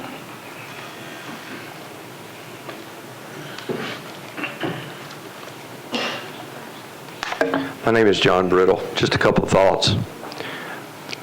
First, let me applaud Councilman Baker because they have done a lot of great stuff in his district in the last few years. I'd like to also applaud these neighbors for just turning in surveys signed by the people on the block who were affected. I really appreciate that. There are 10 lots on that block, or there were a few months ago, and out of those 8 responses that they got back, 1 person was against. 2 people are married and seem to live together in the same house, so they had 6 people who were for it, and 1 that was unsigned, so I call that 5, just if we're doing the math. The two owners who Mr. Withers mentioned, who have already reestablished their original lot lines, now each have 3 lots. So y'all can do the math however you want. The people who are against this, there are more property owners there against it than there are for. Now, the contextual overlay district, I was not against in principle. I was against the fact that we didn't get to make any modification to it at all, and now these neighbors aren't going to get to make any modification. It is boilerplate, and be happy to predict here that we will see changes to it, because we don't need all these, we don't need a bunch of tall, skinny houses. As I mentioned before, I've never been a part of a 3-story house build. I've never been a part of a deck on a roof before. In fact, we worked really hard in the Nations with the councilman to get a calculation of what those houses could be, and we made them 19 feet instead of 15 feet wide, and it's 1 to 1.5 width to height. We've already restricted down from 35 down to about 31 what can be built over there, and now we're going to restrict it some more. And we're going to end up with some houses on some slabs, and some people are going to realize that we can't get the pitch in 27 feet that they want to match their neighborhood. So I hope you'll consider over the next year or two, when codes who tells us that we absolutely have to have a stamped measurement by an architect, engineer, or surveyor, they're not going to give us a permit with some realtor or some builder going down there and telling them how big it is and how high the neighbors' houses are. And they do not have a way to measure the heights of the peaks of the roofs on your street. So we're going to need some changes. I'm glad that Mr. Withers talked about the percentages of people out of that 350 who supported East Nashville, because about 80 of those people are non-owner occupants, and it seems that 60% is about what some of the candidates are going to require to take some property owner rights away from their neighbors. I'd like you to consider that percentage. Thank you. Public hearing is closed. Councilmember Baker. Try again. Madam Vice Mayor, I move approval with a very brief explanation. We have a motion and a second, Councilman. This went before the Planning Commission last week, and the Planning Commission approved it 9-0, and I ask for your approval, please. We have a motion and a second. All in favor, please say aye. Aye. Opposed, no. Motion passes. Next is BL 2015-1036, amends the Metro zoning code to prohibit clubs as a use in the Office ON, OL, OG, and ORI zoning districts. Councilmember Bennett. Thank you, Vice Mayor. Can we open the public hearing, please? Please raise your hand if you're in support. Thank you. Please raise your hand if you're in opposition. Those in support wishing to speak, please line up at the lectern. State your name and address. Vice Mayor, neighbors, my name is Tom White. I live at 36 Old Club Court, and I represent Good Pasture Christian School. I'd like to ask for a show of hands again of all those that are supported. There's a number of these folks that are here tonight. We're not going to address the council with every one of them. We've tried to limit the number of speakers, but want you to know how heartfelt they are in this support. This bill basically amends the zoning ordinance, as was referenced, to prohibit clubs as a use in certain office zoning districts.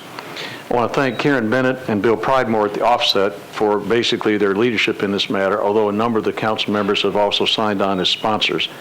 This is a zoning matter where the staff of the planning department, the professionals, have recommended approval. The Planning Commission unanimously recommended approval. As the staff report has demonstrated, the definition of club is currently very broad. Any facility which offers social, educational, cultural, or other similar activities available only to members and guests is defined as a club by the zoning regulations. The problem is that such a very broad definition includes differing sizes and levels of intensity of use. In other words, the club could have hundreds of members or involve extensive activity, more like a commercial operation. A club with a large number of members and with operations that involve intensive activity, including significant numbers of cars coming and going, could obviously have a significant and negative impact on office uses in the zoning districts that allow offices. Those are the ones that are the subject of this bill. Certainly a large private club with large numbers of members and significant traffic would have a significant adverse effect on the surrounding land uses and values. And this bill is designated to limit such adverse effects. I want to speak to you for just a minute about the legal issues here. There's been questions raised about whether or not this is an appropriate use or whether it's defensible. In my opinion, there's absolutely no question this is a legally sound bill. The leading authority in this case has been here since 1926. It's the U.S. Supreme Court, a case called Euclid versus Amber Realty. Lawyers that deal with land use law know that case. They know what it stands for. It stands for basically the legislative body makes zoning decisions. If there's a sound basis, if there's a reasonable basis for the support that you give to a bill, it's not questioned by the courts. That's a legislative enactment. That's the purpose of this body. That 1926 U.S. Supreme Court case is still authority. Tennessee has most recently in 1986 in a case called Fallon versus Knox County enunciated the same principle. Basically, it's the legislative body. There's been comments made that somebody might question this in the courthouse. Frankly, there's no basis for that. That's what they built the courthouse for. That's what they built it for, but there's no sound basis to question this. I urge you to approve this evening. Thank you for your time. Thank you for your courtesies, and the council members who supported this throughout. Thank you. Thank you. Madam Vice Mayor, council members, my name is Ricky Perry. I live at 1202 Chickadee Circle in Hermitage with my wife, Gail.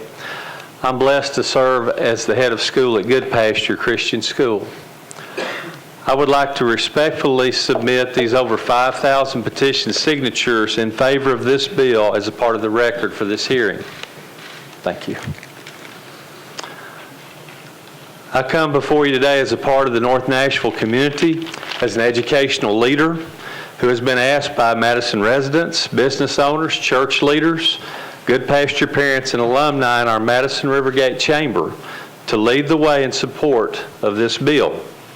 Unfortunately, the zoning regulations which permit the operation of a club are broad and not very clear. Those regulations allow land uses which may be essentially commercial in nature in areas where they may be inappropriate. The characteristics of this particular activity sound much more commercial than they do an office type of an activity. A club with hundreds of members will have several potential negative effects. This type of activity should not be permitted in these types of areas, not only because of its proximity to residents, schools, and churches, but because of its potential impacts on other uses. And as a result, the withdrawal of the club as a type of land use activity from these office districts makes a great deal of sense. Good Pasture strongly supports the bill, respectfully urges our Metro Council to approve it as well. Thank you for your consideration and for your service. Especially want to thank Ms. Bennett. Thank you.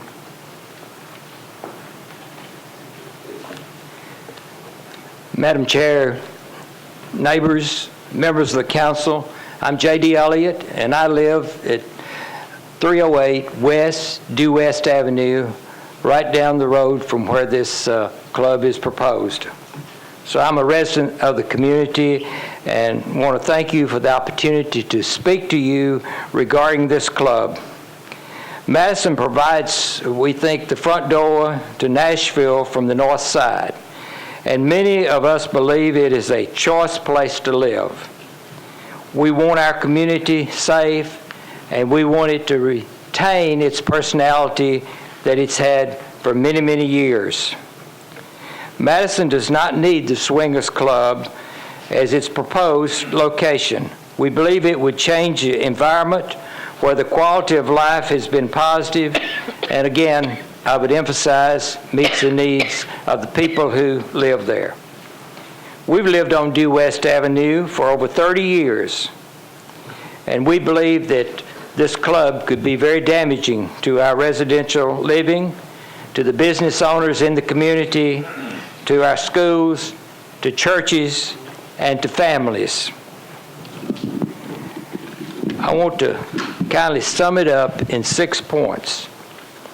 It's very close to a premier school that has operated for 50 years. The school has evening functions and playgrounds near the property. We believe the club would bring very bad exposure to our children who will be using this facility. Number two, the residential areas will lose value and be severely hurt if the club is allowed to locate next to the school in our community. Third, the club will cause more congestion in the area, especially with the many evening functions at both Good Pasture School and the club.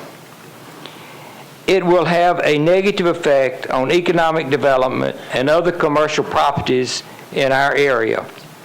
Number five, if the club is modeled after other such establishments, we believe that it will be used for entertainment, which will be damaging to a quality school with 900 plus students. A desire to own property and live in a beautiful and really a convenient area of Nashville may be lost. We as a concerned community are supporting Council Lady Karen Bennett and other members of the council, and we're asking tonight that the full council support her legislation to prevent this club from being able to locate near the school there in Madison. Thank you. Vice Mayor, neighbors, and this distinguished body, I'm Buck Dozier. I live at 624 Ronnie Road in Madison, Tennessee. This bill is not just about Madison. Having sat where you sit, I know this issue comes up every so often and could be coming to your district soon. The quality of a community can be measured in a number of ways. Great schools, sidewalks, a fine library, greenways. But beyond the obvious, there are other qualities. Qualities that are hard to measure, but everyone knows they're very important. There's a sense that people in a community want to feel safe, and being surrounded by institutions that are positive in focus, especially for children and families. And so the people of Madison see creeping into its area a business that does not promote a positive image, and moving into a football's throw of a Christian school, and in very close proximity of other businesses and homes, churches, and schools in the Madison area. A positive image, I said. In the past few weeks in Madison, can you imagine with me a third grader who says to his dad, "Where are you going tonight?" "Well, I'm going to a community meeting." "What's the meeting about?" "It's about a building." And as most third graders would, they would keep pushing the question to exactly what Dad's going to do. And so that third grader gets introduced to things that perhaps they're not age appropriate for him at that age, where Legos and Star Wars may be a little more appropriate for that evening in his life. Institutions in a community, good or bad, can go deep and wide into the soul of a community. I would appreciate a push of the green button tonight. It is not just about zoning, but about the quality of life in a community whose families want to be surrounded by wholesome activities. I think you know how much I appreciate your service and commitment, and I appreciate your attention this evening. Thank you so much. Thank you. Madam Vice Mayor, Council, thank you very much for having us here tonight. I am Nathan Massey. I reside at 5461 Wilderness Trail. My business is at 301 East Old Hickory Boulevard in Madison. Growing up in Madison, being on student council in Madison, served in the chamber in Madison Rivergate Area Chamber of Commerce, worked with the chamber to form Discover Madison and relocate Amqui back to Madison, participated in multiple studies, Urban League Institute, Madam Vice Mayor, livable studies in the area to create a livable community, worked on sub-area plans. I have decades of working with the neighbors in the area. One thing I've never heard was a social club. That never was the vision of what the community scene is coming in part of Madison, Tennessee. Now, what we have heard from is strong community, that sense of family. Every year we have a carnival in Madison, Tennessee, in Madison Square, be coming up here at the end of April. And the carnies that come in, they say they love coming to Madison because of the strong family atmosphere. It's one of the fewest places they go that has little trouble. And why is that? And that is because Madison is a great place to live, work, and raise your family. Now, Madison had a blight for a while, and we've overcome that blight with the help of this body and our mayor. Our Chief Anderson over there, they have done a tremendous job in the Madison precinct. We have decreased crime in that community double digits, and we continue to do that. Individuals, families are moving in. They've taken advantage of the ranch. They like to have a place for their children to play. One thing we don't need in here is a social club. In this area, great expense has been paid. The Skyline Hospital, 10 years somewhat old now. The Madison Suburban Utility District has invested in a 1.5 million gallon tank up there to supply water for future needs. Nosy College of Art has built a beautiful building there. I hope that one day you get with our Council Lady Bennett and have her give you a tour up there. The social club is not something the community foreseen in the future of this area, and we hope tonight that you support this ordinance. Council Lady Karen Bennett in bringing this, and Bill Pridemore, thank you very much. And take a moment and come out and see Madison and the great grounds that we're making. Thank you. Thank you. My name is Diane Sturdivant. I live at 8315 Highway 25, and I serve as the academic superintendent at Good Pasture Christian School. I'm also speaking to you in favor of this bill. There are numerous events throughout the year in which children are on campus in the evenings and occasionally overnight. Children in the kindergarten spend the night in their Little Red Schoolhouse each spring, and their playground is only separated from the club parking lot by a small area of trees. In addition, high school students have campouts, lock-ins, play practices, retreats, athletic events, and numerous concerts and performances in the Fine Arts Center adjacent to Lentz Drive and within sight of the club property and its patrons.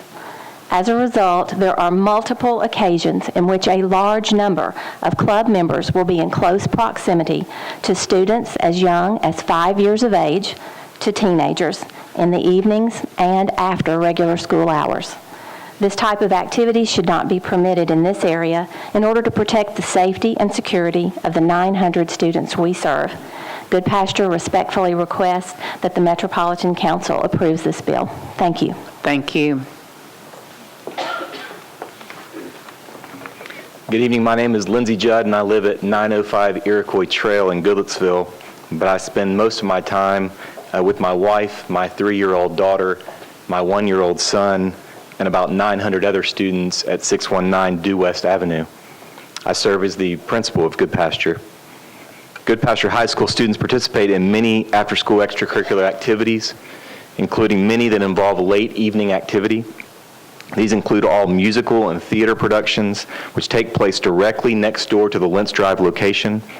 Specifically, this year we've had a 24-hour musical in which students spend the night in the auditorium, late night rehearsals which typically end around 10 o'clock, band and chorus concert performances and rehearsals, parent assemblies, athletic contests including high school, middle school, and 5th and 6th grade games, community youth events such as basketball tournaments, karate tournaments, and youth football games, open houses, and various other school events. All of these events involve hundreds of young people and their families. Parking around our auditorium, the 5th and 6th grade building, and our neighboring 607 medical buildings are all used. If indeed hundreds of members are performing or spectating at this proposed club, their traffic combined with the traffic of students and parents ranging in age from 12 and older will definitely cause issues in this area. Good Pasture strongly supports this bill. Thank you. Thank you. Good evening. My name is Pastor Sandy McLean. I am the pastor of Mount Calvary Madison, 1238 Browville Road, where I am the pastor. My father pastored there for 30 years, and I have been pastor there for 10 years, so I have spent most of my life in the Madison community. I hadn't planned on being here, but of course situations have forced me to be here, and I must say something about this travesty that's coming into our area. I would not be a man of God if I did not say anything. One of the things that is said, being a pastor, I may not agree with what they do, their lifestyle. I understand that because they're consenting adults and this is a free country. But my problem is where they do it. They're doing it right next to a school that's educating our children. And not only that, I can go to the end of our property and throw a rock and hit it. So they're sandwiched between a church, which is helping people to heal, and a school, which is teaching people. And I think that is wrong. Also, I heard the attorneys speak on things where if this is not approved, then they're going to file a lawsuit. If it's not approved, they're going to have abortion clinics, things like that. They made a big mistake. Number one, they underestimated the people of Madison. People of all colors, people of all denominations, we come together. And they underestimated us because they didn't realize that the people of Madison care. We care about our future, we care about our children, and we care about this great city of Nashville. So let them do what they want to do, but I will go to the Bible. And the Bible clearly says, if God be for us, who can be against us? Thank you for your time. Thank you.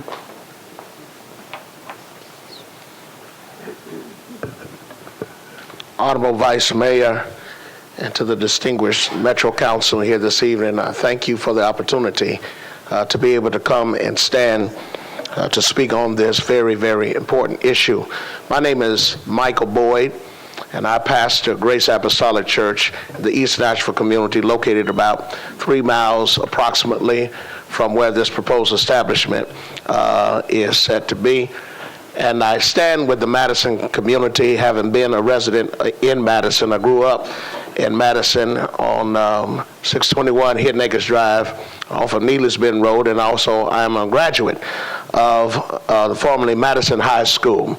I also pastor members of my church who are residents in the Madison area. So along with the other constituents in the Madison community of businesses and churches, schools, and what have you, I stand here tonight to ask you to please give consideration to this proposal, to vote it down, that this swingers club not be in our community. I was very moved as we began this meeting here this evening because we stood and we were asked to give our pledge of allegiance to the flag. And somewhere in that allegiance to the flag, there is the reference made to be in one nation under God. And I think if that's the case, ladies and gentlemen, it becomes very important for us to understand that you cannot be against the God of the nation and yet have that God be for the nation. And so because of this, I stand here tonight as a concerned pastor of many people that are really concerned about the good of the nation. And I also would ask everyone to consider previous world civilizations that across the ages, whenever there have been this kind of promiscuous and explicit behavior, it has always brought down the demoralization, and it has always brought down even the judgment of God on the community where there are those that practice such explicit behaviors. We are concerned about our children. We are concerned about our families. And I ask us to consider, don't we have enough problems? We cannot deny that influence is a major factor to behavior. And if there are certain misbehaviors that are legalized, it will only breed further misbehaviors. And so with this in mind, along with what the others have said, we're asking you to please stand and support this particular policy. The Bible says righteousness exalts a nation, but sin is a reproach to any people. So out of respect to these things, we ask you to please consider and support this ordinance. Thank you. Thank you. Good evening. My name is Frank Batson. I reside at 152 Spring Valley Road in Nashville, 37214. I currently serve as chairman of the board at Good Pasture. Vice Mayor, neighbors, Metro Council members, we appreciate your willingness to hear our views collectively this evening and our deep concerns. It is my intention to urge you to support this bill as proposed by Council Lady Bennett, Councilman Pridemore, and others. I wish to respectfully state that this club's proposal to operate at 520 Lentz Drive, Madison, Tennessee, in an office general zone is not compatible for the operation with this zoning alongside the zoning of neighboring properties. This community surrounding 520 Lentz is composed of long-standing residential homes, small healthcare businesses, office spaces, churches, a well-established senior living facility, and the educational facilities of both Nosy Art College and Good Pasture Christian School, who has operated on this campus for 50 years and is adjacent to this property. The occupants of this community have interacted with one another. They have operated alongside each other for many years. The proposal for opening of this club in this area posts negative impacts to its current occupants as its activity is not well matched, compatible, or like-minded in nature, use, or activity. Having worked throughout the Nashville area as a residential contractor for over 40 years, I'm excited to see revitalization of older, well-established communities, especially those like Madison, who are situated just minutes from downtown. Like East Nashville, Madison is a prime area for future well-planned growth and development as Nashville grows. The club damages revitalization to the Madison community, even in its negative perception alone. Council members, this bill proposed will not only protect the Madison community, but all of our communities throughout Nashville who would be negatively impacted by the entity operating as a club within this type of zoning. I strongly support you to pass this bill. Thank you. Thank you. Those in opposition wishing to speak, please line up at the lectern.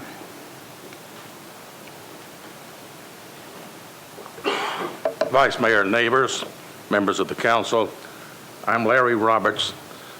My office is at 627 2nd Avenue South here in Nashville.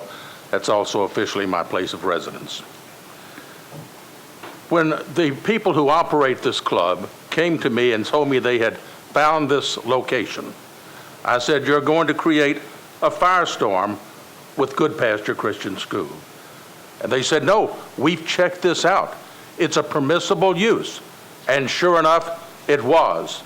And they invested $750,000 and paid property taxes of $9,800 for 2014. Good Pasture, on the other hand, is a tax-exempt entity, and I think their taxes, despite an assessment, or rather an appraisal of $5.5 million, they pay less than $2,200. Now that's beside the point. The building that my clients purchased was sat vacant for 9 years before they purchased it. The activities that they carry on are done at that location, and the people who go there are not the dregs of society. That much I can assure you. The neighborhood, what they didn't tell you just a few minutes ago, this neighborhood has 53 registered violent sex offenders, according to the state of Tennessee, within a 2-mile radius. And there were 91 police calls for the year ending February the 1st, according to Metro Police, within a 1-mile radius. And many of those came from the apartment complex 3/10 of a mile away, or I might say about a 5-minute walk from the school. These people go by this place every day. The club, on the other hand, would operate only 2 nights a week, and the students at Good Pasture or any place else would not be allowed there. It is a question of freedom to exercise a right over your own property. If you're going to have a party at your house, do your neighbors get to go by and say, wait a minute, we're not sure that we approve of these people, so we need to talk to them and find out what they do and what they're like. We may want to run them out of the neighborhood. This is a permissible use. It's a question of, do you have freedom to exercise your own right over your own property when you do not hurt anyone else? Or do you have to live by somebody else's standards? This is not the Middle East. This is not the Middle East. These people have, thank you. Thank you. Public hearing is closed. Councilmember Bennett. Thank you, Vice Mayor. I would like to move for approval with a brief comment. Have a motion and a second. Vice Mayor, I would just like to quickly say I want to appreciate everyone that has come out to spoke tonight. There are so many people that sent emails that couldn't get here, and to be able to let the leaders of the community speak, and I appreciate that. It's kind of hard to go to a meeting and then not speak and sit there, and I really appreciate not everyone speaking. Madison is a great, strong community, and one thing I have noticed with this issue is I have received contacts from all social, economic, cross-section of Madison, just all religious backgrounds have joined together, and we're a strong community, and I'm proud of the way that everyone has really just stood up and had their passion and their opinion on this issue. So I'm going to renew my request for you to vote yes, please. Councilmember Glover. Thank you, Vice Mayor. Mr. Cooper, in reading the caption here, I just have a question. If you could answer it for us tomorrow.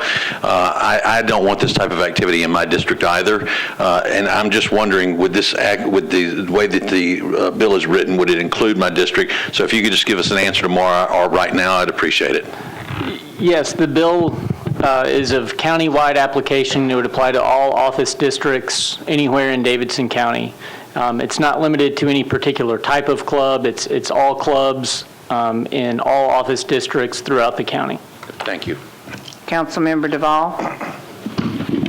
Thank you, Madam Chairman. I rise in support of this bill, and Karen, I want to tell you how proud I am of the job you've done on this. And Bill, thank you for supporting Karen.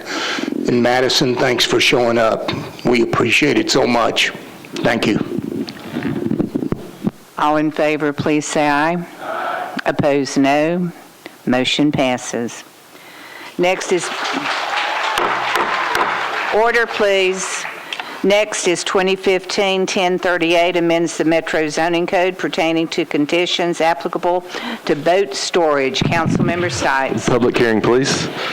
Please raise your hand if you're in support. You may need to wave if you're in support. Please raise your hand if you're in opposition. Seeing none on either side, public hearing is closed. Councilmember Stites. Thank you. This is an issue that we started in 2013, and it was as a result of there not being a designation for boat storage. I would just ask that we go ahead and move this. We have a motion and a second. All in favor, please say aye. Aye. Opposed, no. Motion passes. We're now at our consent agenda.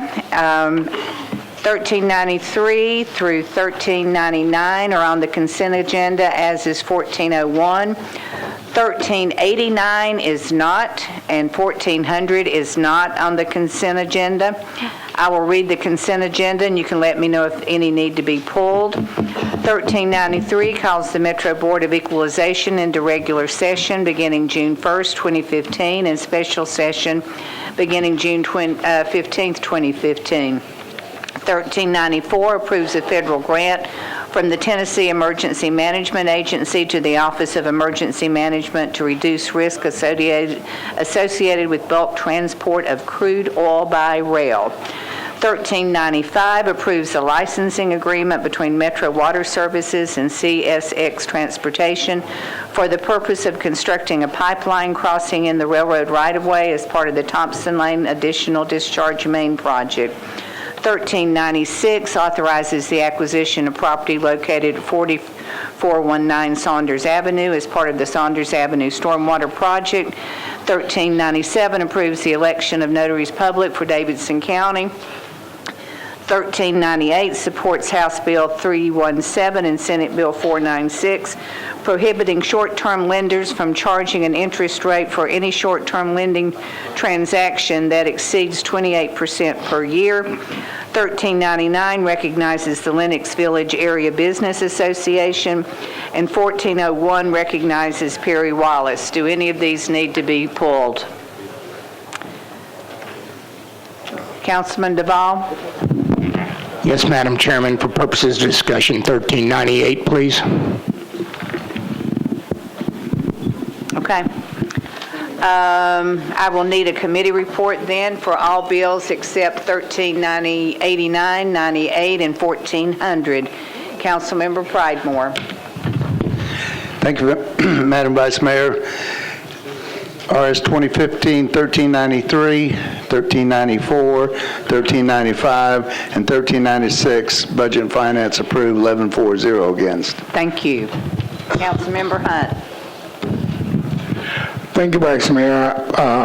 Planning, Zoning, and Historic approved Bill 1395 and 1396, 9-4-0 against. Thank you. Councilmember Baker. Thank you, Vice Mayor. Public safety beer and regulated beverages approved 1394, 2-0. Councilmember Anthony Davis.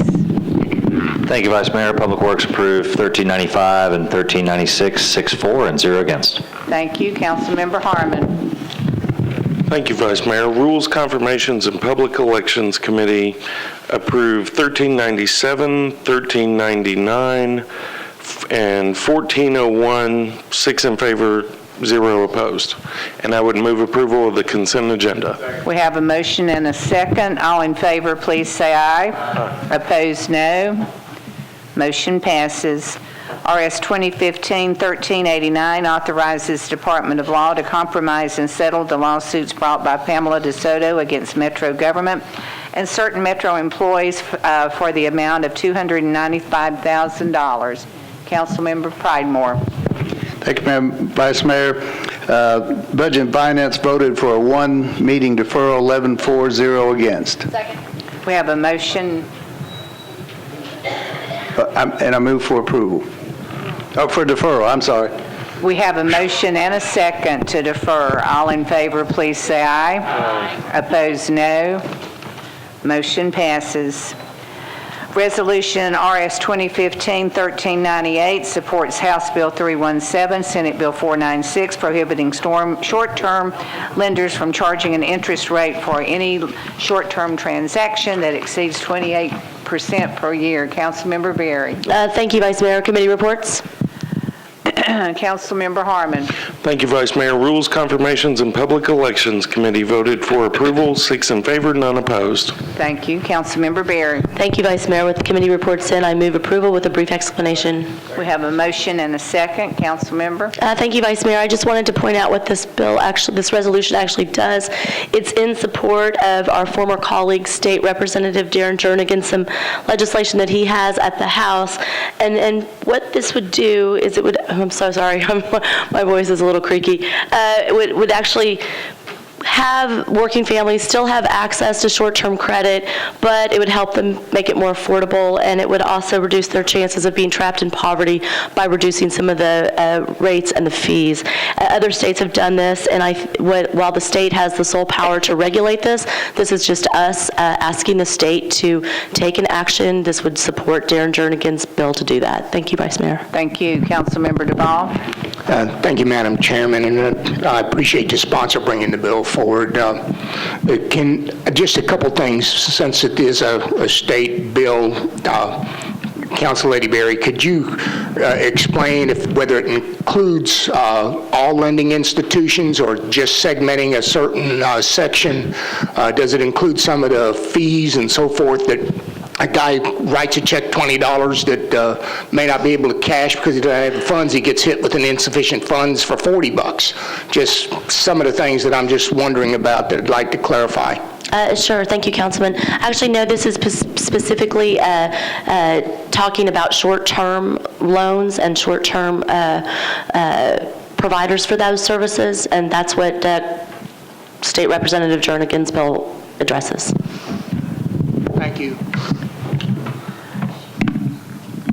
All in favor, please say aye. Aye. Opposed, no. Motion passes. RS 2015-1400 declares May 14, 2015 as Stand With Israel Day in Nashville, Tennessee. Councilmember Stipes. Committee report, please. Councilmember Harmon. Thank you, Vice Mayor. The Rules, Confirmations, and Public Elections Committee considered 1,400 and voted 5 in favor of approval and 1 abstention. Thank you. Councilmember Stipes. I'm going to ask for a 1-meeting deferral, please. Have a motion and a second. All in favor of a 1-meeting deferral, please say aye. Aye. Opposed, no. Motion passes. We're now at bills on introduction and first reading. Do any of these need to be pulled? Is there a motion for their approval? Second. We have a motion and a second. All in favor, please say aye. Aye. Opposed, no. Motion passes. We have 2 late filed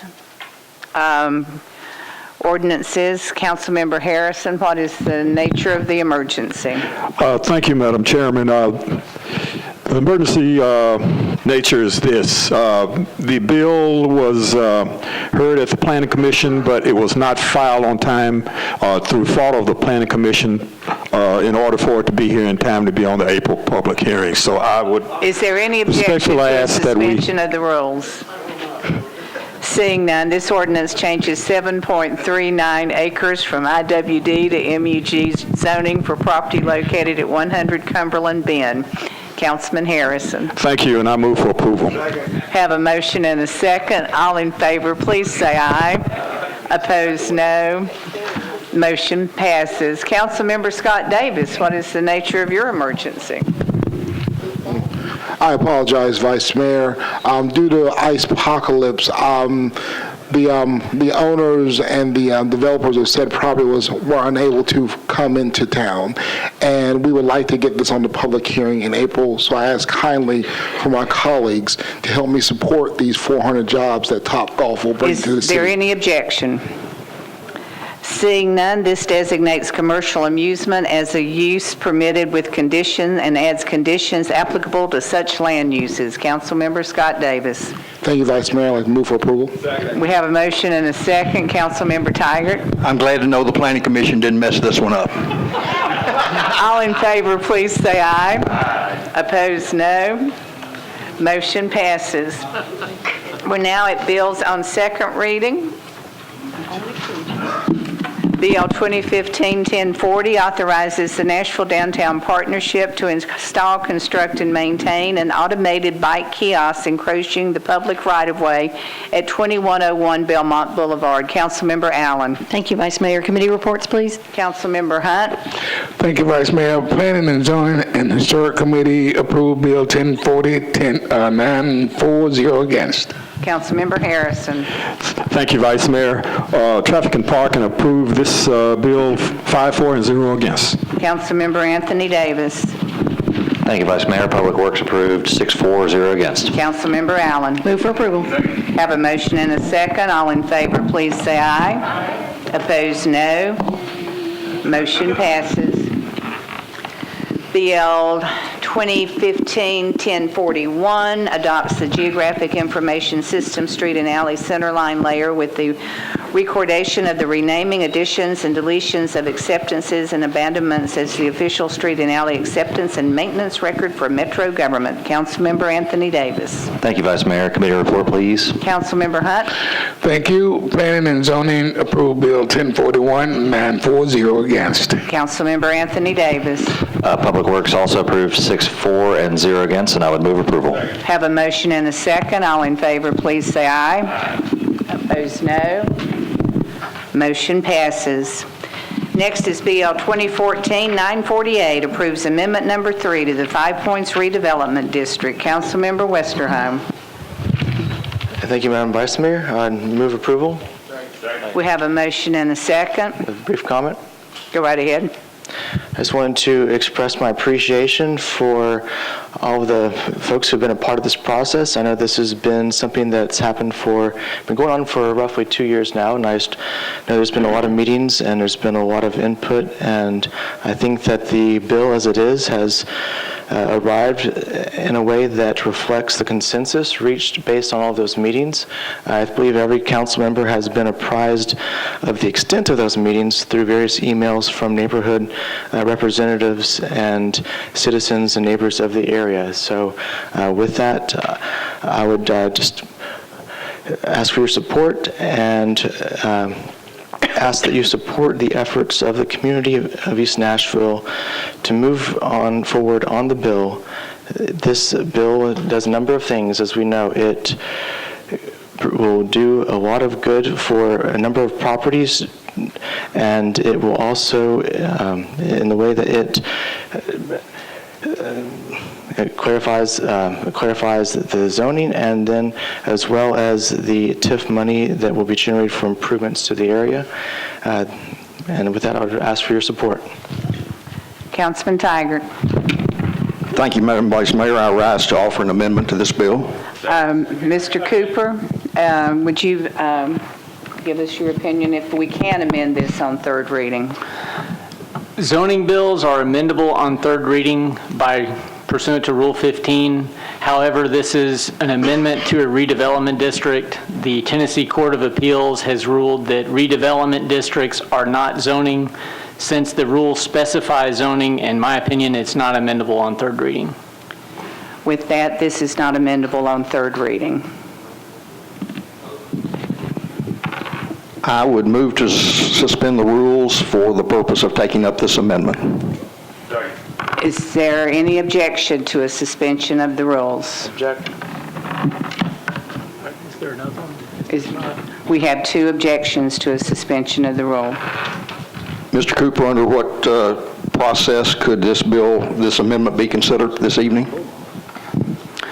The chair has ruled that it is not amendable. In order for the amendment to be considered, the chair's ruling would have to be appealed. Any member of the council can appeal the ruling of the chair and with a majority vote overrule the chair. I would make such a motion. We have a motion and a second. A motion has been made and seconded to appeal the ruling of the chair. Shall the ruling of the chair that the bill is not amendable on third reading pursuant of Rule 15 be sustained? We will need a machine vote. Yes, sir. Was the chair's ruling based on a legal opinion? From our council. Okay, if I could just offer a suggestion, it might be more appropriate to rescind second reading and reconsider second reading, which would then make it amendable, and then we wouldn't have a legal issue were the amendment to be adopted. Well, it's a interpretation of a council rule issue. So I mean, it's not technically, it's a procedural issue. Okay, suspension of the rules would resolve it then. Yes. Okay, thank you. Okay, we are currently on the motion that has been made to appeal the ruling of the chair.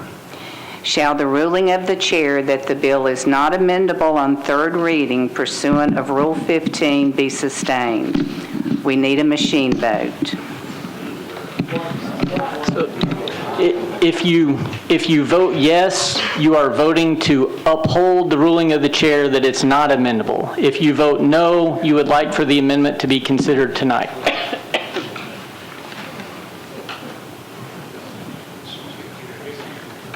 Need everyone voting? Madam Clerk, please close the machine and tally the vote. I have 14 for, 20 against, 3 abstentions. We will now consider, the vote was what, 14? 14, 20, and 3 abstentions. So we consider the amendment. Yes. Okay, Councilman Tygart. Thank you, Madam Chair. I rise first of all to thank Councilman Westerholm for his hard work in the district. As most of you all know, or all of you all know, I know from experience of a 4-term district council member how tough and how important zoning matters are. but I also understand that occasionally pressures on a district council member come into play, and when someone is negatively impacted, as I feel like this applicant is, I think it's important that this body as a whole consider.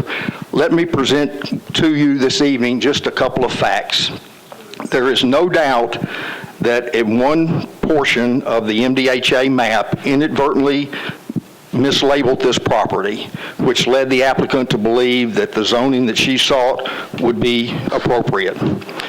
Fact number two, the base zoning for this property is now and always has been office use development, and only the overlay trumped that base zoning. Councilman Westerholm's original amendment takes care of 7 out of the 8 properties in this 5 Points redevelopment district that had a similar issue, but it leaves out one important property. Number 3, the property had previously been used as office use in the 70s and 80s. Most recently, it had been used as a boarding house. All of those were commercial uses, and the applicant has paid her share of commercial taxes. Number 4, the property, if you'll look on the first page of our amendments here in the map on Holly Street, you will see that the property is immediately surrounded across the street, behind, and to the side, to the left-hand side as you face the property, by commercial tracks. And her property would be the second property off the main drag there that has the base zoning commercial. Number 5, there is certainly a possible liability issue for the city if legal action was pursued by the applicant. Number 6, some residents have claimed that the adoption of this amendment would have possible ramifications and encourage commercial creep. When no other properties to the north of this property have commercial zoning and would require rezoning led by the council member for that commercial creep to ever occur. I just think it's wrong to treat one citizen with disrespect in relationship to the other 7 citizens whose problem are solved by this issue. This is a beautiful building. It's a real estate office. It's a non-intense use. The sign, there's no monument sign out in the yard. In fact, you almost have to search to see what the use of the office is. I think we're doing a disservice to this applicant, and I think if we're going to correct 7 of the property owner's issues, we need to correct the 8th one at the same time. Thank you for your time. Thank you. All in favor of the amendment, please say aye. Aye. Those opposed, no. No. We'll need a machine vote. All in favor, please say yes. All opposed, please say no.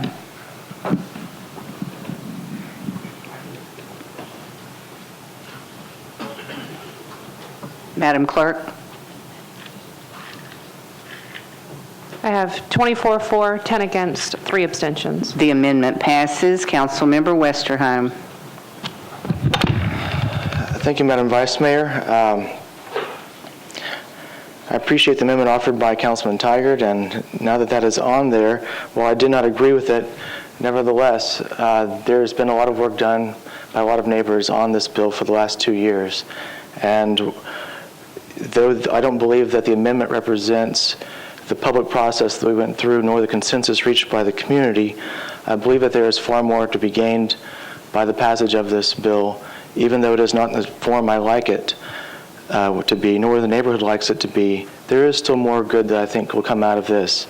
And so with that, I would ask for your approval. We have a motion and a second. All in favor of the bill as amended, please say aye. Aye. Opposed, no. Motion passes. Next is BL 2014-989, changes .42 acres from RS5 to SP zoning for properties located at 1219 and 1221 North 5th Street to permit up to 7 dwelling units. Councilmember Scott Davis. Committee reports, please. All done. Didn't forget about you this time, Walter. I'd like to move for approval. We have a motion and a second. All in favor, please say aye. Aye. Opposed, no. Motion passes. BL 2015-1006 changes 17.58 acres from R40 to SP zoning for various properties located along Church Street East, Valley View Road, and Cloverland Drive to permit up to 78 single-family residential units. Councilmember Banks. I'd like to move the substitute. We have a motion and a second. All in favor of the substitute, please say aye. Opposed, no. Substitute passes. All right, and I have a little bit of comment, if that's all right. You want to move the bill as substituted? Need to move the bill as seconded. We have a motion and a second on the bill as substituted. Councilmember Banks. Thank you, Chair. Thank you all for sticking with us tonight. This, of course, is the bill that we talked about during public hearing a few weeks ago. In between that time and now, we have had a conversation with the Community Steering Committee. We have lowered the number of units from 78 to 70. That's what the substitute does. It also addresses some other issues that the community brought up. Again, this is a project that I think has come from 300 multifamily units down to 78 at the last meeting we had, and now to 70. I think it's a good thing for us to be doing, and I think it also is something that's a very good compromise given some of what's gone on with these community meetings over the past year. So I hope you will support it and urge you to do that now. We have a motion and a second on the bill as substituted. All in favor, please say aye. Opposed, no. Did I hear a no? Yeah, please. We will need a machine vote.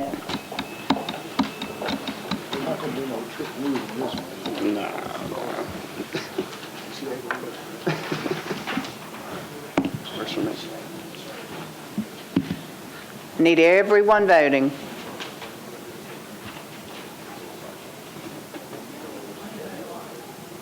Councilman Hunt.